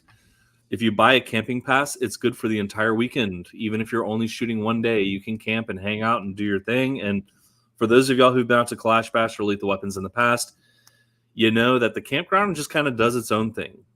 It's a giant part of the property, and we just kind of let y'all do your thing as long as it doesn't get too crazy out there and we got to go regulate. People are cooking food out there. They're like playing their own music. We saw one guy brought like a Nintendo 64. They're watching movies out there. We saw one guy has like a life of its own. Pig one time. The campground gets a little crazy out there. So pigs. For $75, you can buy a camping ticket. It's good for the entire weekend. People can arrive as early as Friday. We can't have anyone on the property prior to that. It's just part of our agreement with the venue. But you can arrive as early as Friday, and checkout is Sunday night. So, for $75, that's certainly a lot less than a hotel.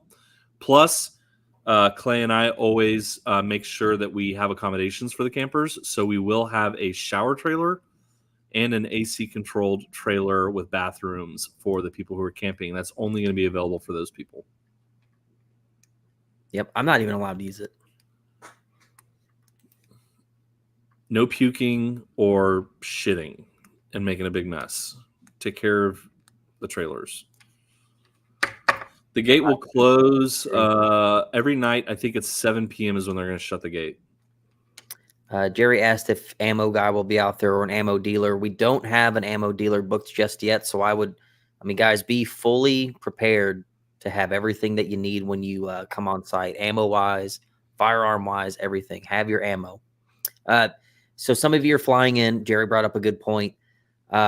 Typically what I have done and what people have done that fly to matches where I'm at, I fly to matches that they're at. I send my ammo to them. They bring it to the match for me. I've had multiple people send ammo to me that are flying in from another state. I bring out to the match, give them their ammo. This is where the networking comes in, guys. We have a full Facebook page for Lethal Weapons. People are always going back and forth there. Drop comments on the Lethal Weapons Instagram page and just ask, hey, if anyone's out there local and looking to have my ammo shipped to someone, that's a nice little life hack when it comes to shooting matches that you're not local to. buy your ammo online, send it to one of your homies that's driving out there. You're done. Problem solved. So I think now's a good time to open up any just open questions. Any question you have that's going to help you make a decision about either attending Lethal Weapons or about how you're going to attend Lethal Weapons. Now's your opportunity to fire off those questions. I do have a couple of Kalash Bash kind of questions that I'm going to throw out there for the people who are watching, kind of looking for some feedback to help Clay and I make some decisions about Kalash Bash that's going to be coming up in the spring. Be right back. It's so weird the camera follows him. Like, what if he started scratching his ass or something, thinking he was off camera?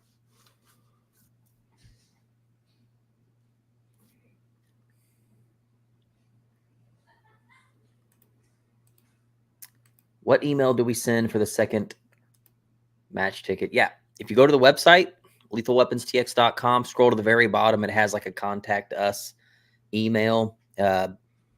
It's all there. In fact, I've got it pulled up here. Let me just look that email up.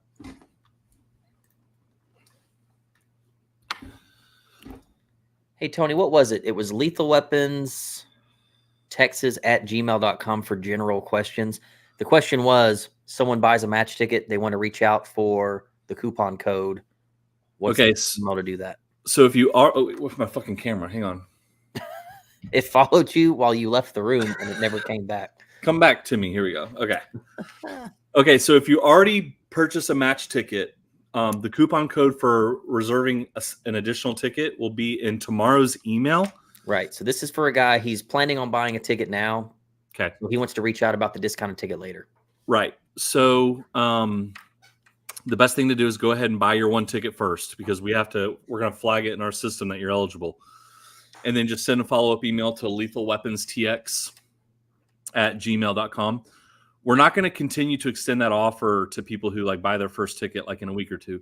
This is really for the people who up to, let's call it tomorrow, the people who've bought their ticket up to about tomorrow to go ahead and purchase that second ticket. So, but yeah, just send a follow-up email, lethalweaponstx@gmail.com, and we'll get you taken care of. Rachel's got it down in the comments. Thank you, Rachel.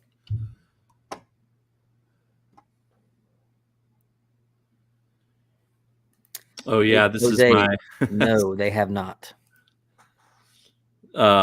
Jerry's saying the old Kyber Customs third pin shop looking empty. This is the playroom now. This is where we play. Yep. Kyber Customs and Third Pin have relocated to a big 3,000 square foot beautiful shop where we run all of our operations out of there now. It's like a little fun factory, and you've probably seen some content from there. It's a pretty cool spot. We're really proud of it. Yeah, a lot of people thought it was actually the KUSA building that we purchased. Sorry, it's not. Okay, it says, for those of us that bought Saturday and Sunday tickets at Reg Open, still have a chance to pick Saturday or Sunday, right? Yes, tomorrow, for those of y'all that bought the Saturday/Sunday ticket before we did the schedule change, when the email comes tomorrow for registration, there will be two links. There will be one for Saturday and one for Sunday. So you just pick the day accordingly that you're wanting to shoot and register for that match, and that's all you need to do. Will there be shuttles? We always try to have shuttles, and there is a shuttle that's there on property. The issue is whether or not the shuttle is operating like it's supposed to, because I think, what was it, Kalash Bash, the bus broke down? Yeah, and you know, here's the thing. This year, the subgun match, all of the bays are very close to one another. I mean, the subgun match, there's no... You could probably shoot the subgun match without even having wagons. Like, it's if you're familiar with the property and you want to look like at an overhead view. In fact, if you actually go to the ranch tx.com, they have overhead views of all the bays, bays 1 through 6. That's the entire subgun match. If you've been to KB before, you know what those bays look like. It's a very short walk. The rifle match, because we're not utilizing the 1,000-yard, which is always the longest trek, and typically we let people hop in their cars and travel all the way to long range and come back. We're not using those two bays, so everything can be accessed from the Kyber Pass, as we call it, from Bay 8, all the jungle runs, to Bay 9, which will be the Bucky's stage, and Bay 10, which will be the gang warfare stage. It's not a very far walk at all. This is honestly probably going to be the easiest match that we've thrown in regards to logistically moving people from the next stages. It's very well laid out. The least amount of walking that we've ever had at any match we've ever thrown, honestly. Someone's asking, will there be a taco truck? Well, guess what? Rachel happens to be in the comments, and she's the one. What is this? Oh, look, dude, my camera does this thing. Zooming in, zooming out. Anyways. And it seems to work great. It works great. Rachel is responsible for food trucks, so she can tell you down in the comments what we got for food trucks. Cold Bore FTW is asking, so if we decide to shoot 2 days, we wouldn't be missing out on exploring the vendors or other activities. Correct. It's literally a match. Correct. And that's the only thing that's happening outside of after the fact. You can go take a shower and a shit and go hang out at the campground. But the entire property is only going to be people who are competing in the match. Let's see. I got a bro mans that wants to shoot a Thompson or Sten MG. What's the special rules for that? They need to send an email. We have a couple of squad positions that are allocated for machine guns, but you have to get approval from the match directors first. You should be fine, but just whoever it is that wants to do it, they need to buy a match ticket, and then they need to send an email to events@dissidentArms. It says all of this in the FAQ on our website. They need to let them know, hey, I'm shooting a machine gun, and that way they know how to allocate this. Because I think my understanding is they're either going to put all the machine guns on one squad, or they're going to put like one machine gun per squad due to a reset, how that's going to affect par times. I put the email in the comments, events@dissidentarms.com. That's where that question needs to go. Mike and Lan, one of them will respond, and you can they can talk to you about it. Jose is asking, has Barwar USA contacted y'all about Switch Me to Retro Mod? You just need to, when you do your registration, you just need to select that. We don't need to change that for you. You can select it when you go in. Yeah, that has not been selected yet, Jose. Yeah. When you go into registration, that's where you're going to select your division. And then in about a week or two, depending on how fast everyone gets through registration, we'll open up squatting. The goal is going to be to open up squatting at least 2 to 3 weeks before the actual match. So when you see that email for registration, go do it as soon as you can so we can open squatting. Rachel, we have a taco food truck. It's not just a taco truck. They do birria tacos, if you're familiar with that. They were a freaking hit at the last event. Bougie Barbecue, probably one of the most heavily requested, most favorite food trucks that we have coming back. Coffee and breakfast. We also have the cigar truck coming back from Kalash Bash. Those of you might have met him. And he will also be serving cigars and beer at the campsite Saturday night only. So those of you camping with us Saturday night, go check out, I believe it's H-Town Stogies. Houston Stogie Society. Yep, Houston Stogie Society. He'll be at the campsite hanging out with you guys Saturday night. Hey, here's a good third pin threads good question from Wolf Avery. Any chance y'all are going to get a Kyber Blend t-shirt restock? So at Kalash Bash, that was our #1 selling shirt. And what we heard from people was like, it's cool to have like a shirt that I can kind of daily drive out into the world that's not like an obvious gun shirt. Because a lot of the shirts we do, it's like gun magazines, guns and stuff like that. And we totally get it. Like, that's probably a shirt for, wearing around on the weekends. But what if you like want to go to like a work thing or whatever? So we had a lot of people say, hey, we want to do more daily driver shirts. So with that being said, yes, not only will we be restocking the Kyber Blend, probably in more than one different color option, but my man Paul in the comments, Millsarp Rifles, owner of Red Stag Tattoos, is helping us with our next drop for third pin. And we have already been in communication with him about doing some really badass designs that are similar, like daily driver style designs. And Paul has already submitted some artwork to us that looks freaking amazing. So if that's what you're looking for, stay tuned because the next third pin drop is going to be sick. Someone's asking what the weather's typically like in Texas. October, it's Texas, dude. The weather's never the same. We've had really hot Octobers. We've had very nice Octobers. So I would say prepare for hot weather. At worst, hydrate. Maybe you get lucky and we get graced with like low 80s. It's a humid climate out here, so it does get hot, even if the temperature is not high. But it has been freaking nice the last couple days. So my guess is in 30 days, if the weather is like how it's been the past couple days, we're going to be like mid to high 70s, maybe peaking in the low 80s during the day. I mean, this week is nothing but beautiful weather. So it's looking good.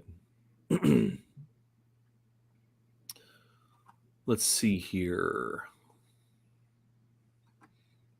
Hey, by the way, I think we also let's give a little acknowledgement to Rachel. Let's everybody roast Rachel in the comments. Rachel, great job with the food trucks. Thank you for moderating. Rachel does so much shit in the background for us. If you guys are DMing, by the way, if y'all are DMing Kalash Bash or Lethal Weapons on the socials, it's probably her, right? So be nice. But hey, Rachel, thank you so much for everything that you do. Everybody, let's give her a nice little golf clap or roast. Give her something. Rachel does so much for us ever since day one. Rachel, we really appreciate all that you do for us. All right. Let's not give her a big head. She's all right. She does a pretty good job, if I do say so myself. All right, let's see here. Can you give Clay some LARP suggestions for someone who wants to LARP, but they don't really they want to fit in? If you had to give them some inspiration on LARP. Grow that mustache out. Like, get that Tom Selleck going. Just picture yourself as like a strip club owner from the 80s, dude. Like, just go 80s dad casual. If you just want to go like low key and you're comfortable, get an authentic hat from the 80s. You have to get the aviators. Just get some like Floridian 80s drip and call it a day. You have to have the cheap gold watch. The New Balance sneakers are always a must. Tube socks, you know the deal. That's like, to me, the comfortable way to come out and LARP. Just chill 80s dad vibes. You know, nobody has run the birthday suit LARP. I'm just saying, dude. Yeah. If someone did it, all right, we would probably do something really special for that person. I'm just saying, okay? Like kick you out and never allow you to come back. And it probably wouldn't be us kicking you out. So something special would happen, I'm sure. I think that if you're not sure and you're wanting to just kind of fit in, anything that's like just these cult classic 80s, 90s, I'd really love to see a Patrick Bateman. I mean, I don't know if anyone's really tried that one.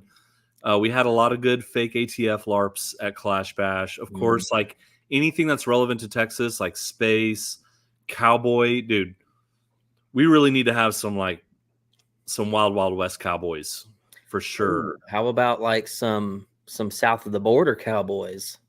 Some Sicario shit. I like what Hub City says. Only a fig leaf, dude. Renaissance painting guy, right? Yes. Okay. Hey, someone's asking if we can carry a pistol revolver. That's a good point. So the match, there's no pistol required there. I don't think that the match directors are going to I don't know. Are they going to have an issue with someone holstering a pistol and running the match? I would say they probably are going to have a problem with it. Okay. Concealed carry, we've always allowed that. That's your right. Do your thing. To have an exposed holstered pistol is most likely just going to be a concern, and it's got nothing to do with how can I put this? It's got nothing to do with us saying that it's not allowed or whatever. It's another firearm that they know is there that they want to constantly check to make sure that it's empty. And as far as our match directors are concerned, firearms that aren't being utilized for the match, they'd rather them just not be in the equation because it's just one more thing that they have to think about. So concealed carry is definitely, it's always okay at our events. Open carry of pistols, I would just say I would probably not test it with our match directors. I wouldn't attempt it. Yeah. So I think a Patrick Bateman would be one that I don't know if anyone's really pulled that off. That would be a great one. I'm not sure if I've seen any good Mortal Kombat LARPs, but that would be freaking awesome. That is a good one. The Scarface LARPs are pretty cool. Just like get the chest hair out with the Cubavera, right? And your hair slicked back and fucking run on the gold chain and shit. That would be cool. I loved how the Sons of Liberty, I'm trying to remember his name. He came out as they did Jurassic Park. Oh yeah, Kyle. He was Kyle. the rich professor, or the rich investor from the guy that walks around going, "We spared no expense." He was that guy, and he had the cane with the amber and the mosquito in it, and the That white was a suit, solid LARP. That was a good one. And his wife dressed up like a T-Rex, which was great. Mm-hmm. The team LARPs are really extra. So if you're rolling out there with a group and y'all somehow coordinate on LARPs, you'll probably make it to the video. I think that needs to be mentioned too, y'all. We pay like a professional videographer to come out. These guys do like movies and shit, right? The company's called Encima Media. They're out of San Antonio. Shout out to Paul and his team. We got another Paul on our team. But Encima Media has been the same videographer that we've hired every year for every event that we do. They do such an excellent job. But we have put an emphasis with them. When you see the LARP, like when you see these guys dressed up, put them in the video, right? So another thing to mention is you're like immortalized in our recap videos if you LARP pretty hard. Yes. Rachel said people thought he was the KFC Kentucky Fried Chicken guy by mistake. Kind of looked like that. Yeah. What would be another good LARP that we haven't really I'm surprised that we haven't seen yet? I don't know. What about these three guys in the background? Like a good Rambo LARP, a Chuck Norris LARP. Oh yeah, dude, a Chucky D would be nice. Yeah, dude, that would be a good one. Rooftop Korean. Rooftop Korean's a good one. Honestly, I haven't seen a really good Rambo LARP at any event we've ever done. I've seen like some really good Metal Gear Solid LARPs and like video game LARPs. Mm-hmm. Never Rambo. I think like some pro wrestler LARPs. Pro We've wrestler. had Macho Man, but like a group, right? Like the NWO. Yeah. I'm thinking like Escape from New York, like Snake Plissken would be a really good one. That one's easy. Mm-hmm. Kurt Russell. Because we have 3 cowboy action stages, bro, like think about a really good team LARP would literally be the Earps and Doc Holliday from Tombstone all coming out with like the hats and the trench coats. That would be baller, dude. Yeah, one guy with like a crippling heroin addiction. Yes.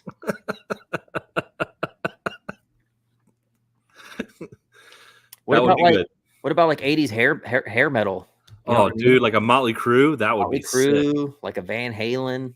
That would be get your hair feathered. Get ready for a pregnant lady LARP. Oh god. Yeah.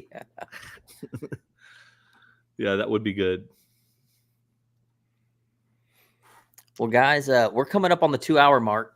Yeah. So what do you say we bring this thing to an end? I think we've covered a lot of really good topics here. The LARP's a great one to end on because to me, other than the eclectic nature of these really badass guns all coming together in one place at one time, these guns are not doing this often. These are guns that do not get shot. That's special. What makes it even more special is the outfits and the LARPing. I think these are the 2 most special things about this event. So I think you guys should go full on. I mean, you're bringing out that freaking Save Queen, dude. Why not grow that mustache out, dude, and come out as Tom Selleck? Why not?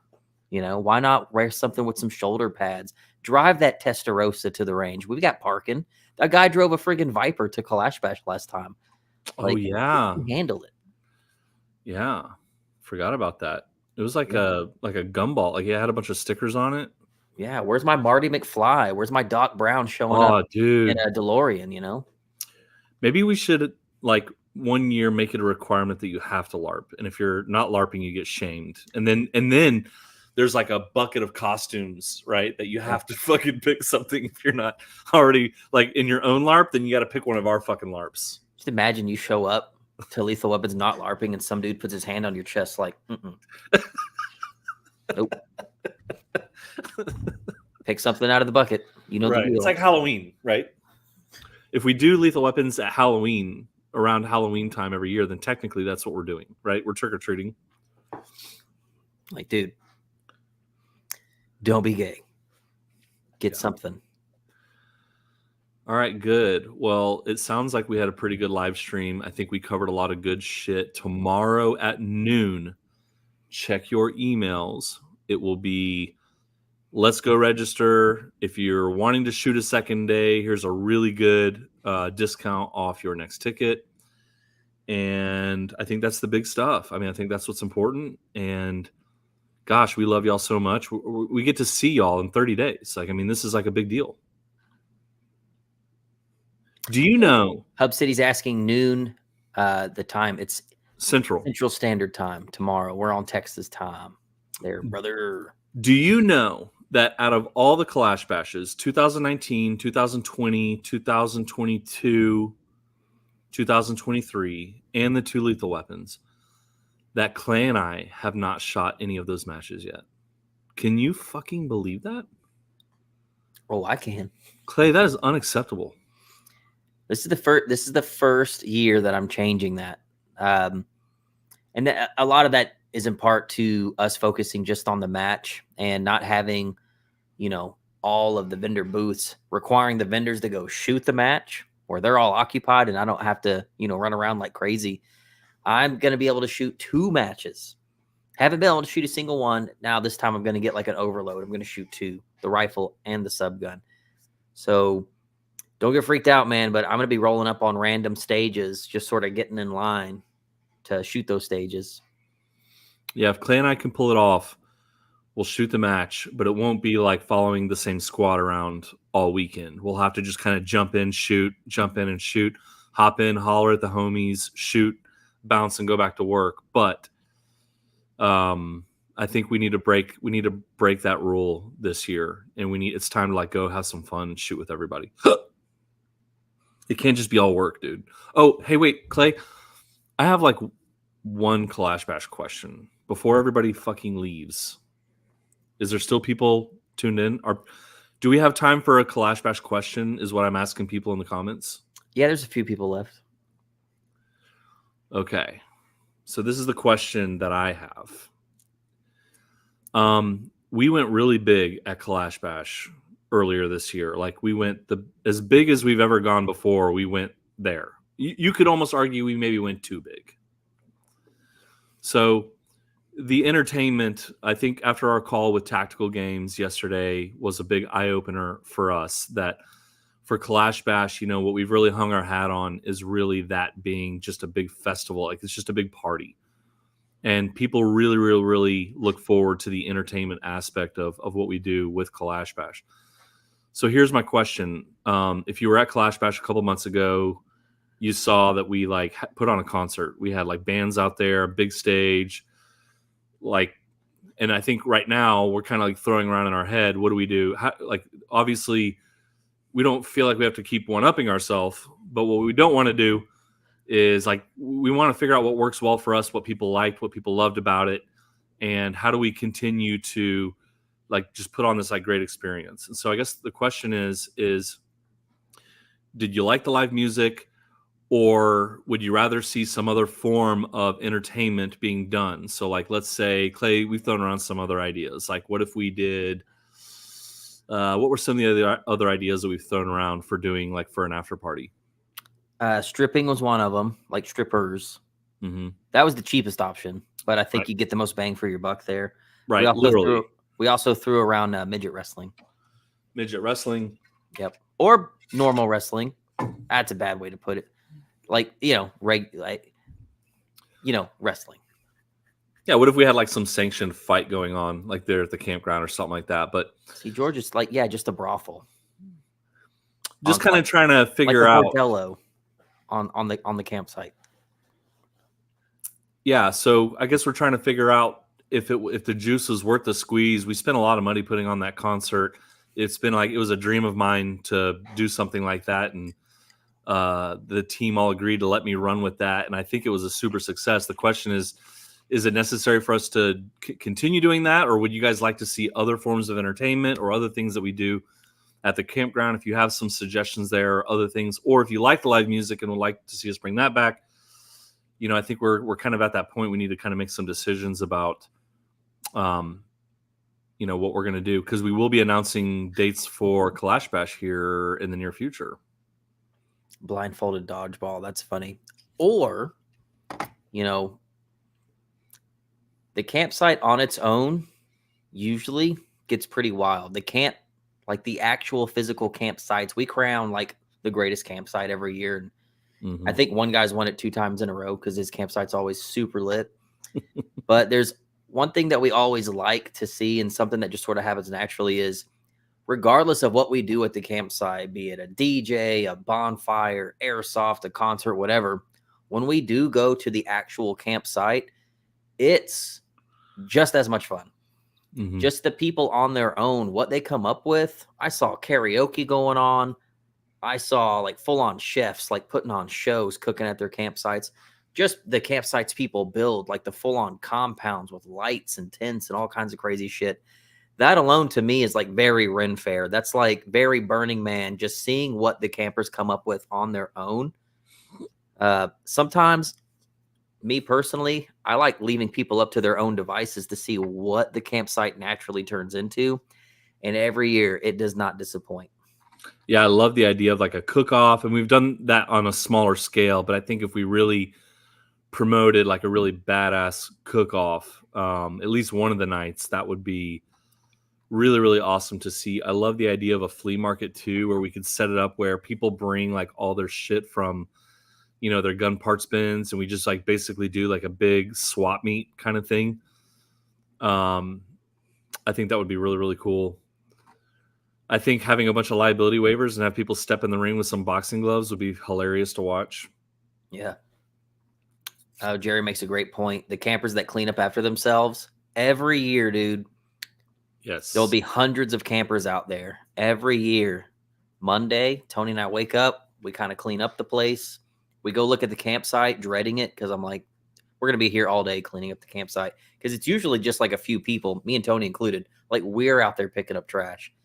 And we've gone to the campsite and it's just a field of green grass. Like you can't even tell that anything happened. It's like Woodstock 6 months later when all that shit was gone. It's like the next day. And we're always looking at each other like, how lucky are we to have these type of people that clean up everything down? There's not a can. There's not a bottle. There's not a bottle cap. There's not even like a loose sandal laying around out there. It is squeaky clean. I think that'll be the day when the tides, I think, kind of turn for us, is when we go out there and the campground's just destroyed. And it's like, what happened? We've never been Woodstock 99. Thank God. It has not happened yet. And on that note, we're just now at the 2-hour mark. I think that's a happy note to end the stream on. What do you say? Yep. I'm good with that. Hey, I love this idea. Someone said giant tug of war match. Remember like in school, like elementary school, when they had field day and like everyone signed up on a team and then they had like all these little like courses and stuff like that. Yeah. Dude, that could be really fun to like have a field day and everyone signs up and just like has fun doing stupid shit like that all night long. Hell yeah. Yep. All right. Well, we love everybody. And thank y'all for spending time with us. And we look forward to seeing y'all here in the next couple of weeks. We're going to put on a really great match for everybody. Yes, indeed. All right, everyone. Thank you all for watching. We'll see you next time. Reach out to any of us through DMs, email, whatever. If you have any questions, and feel free to use this video as reference material as the days go on. All right. Love you. Bye. Love you. Bye.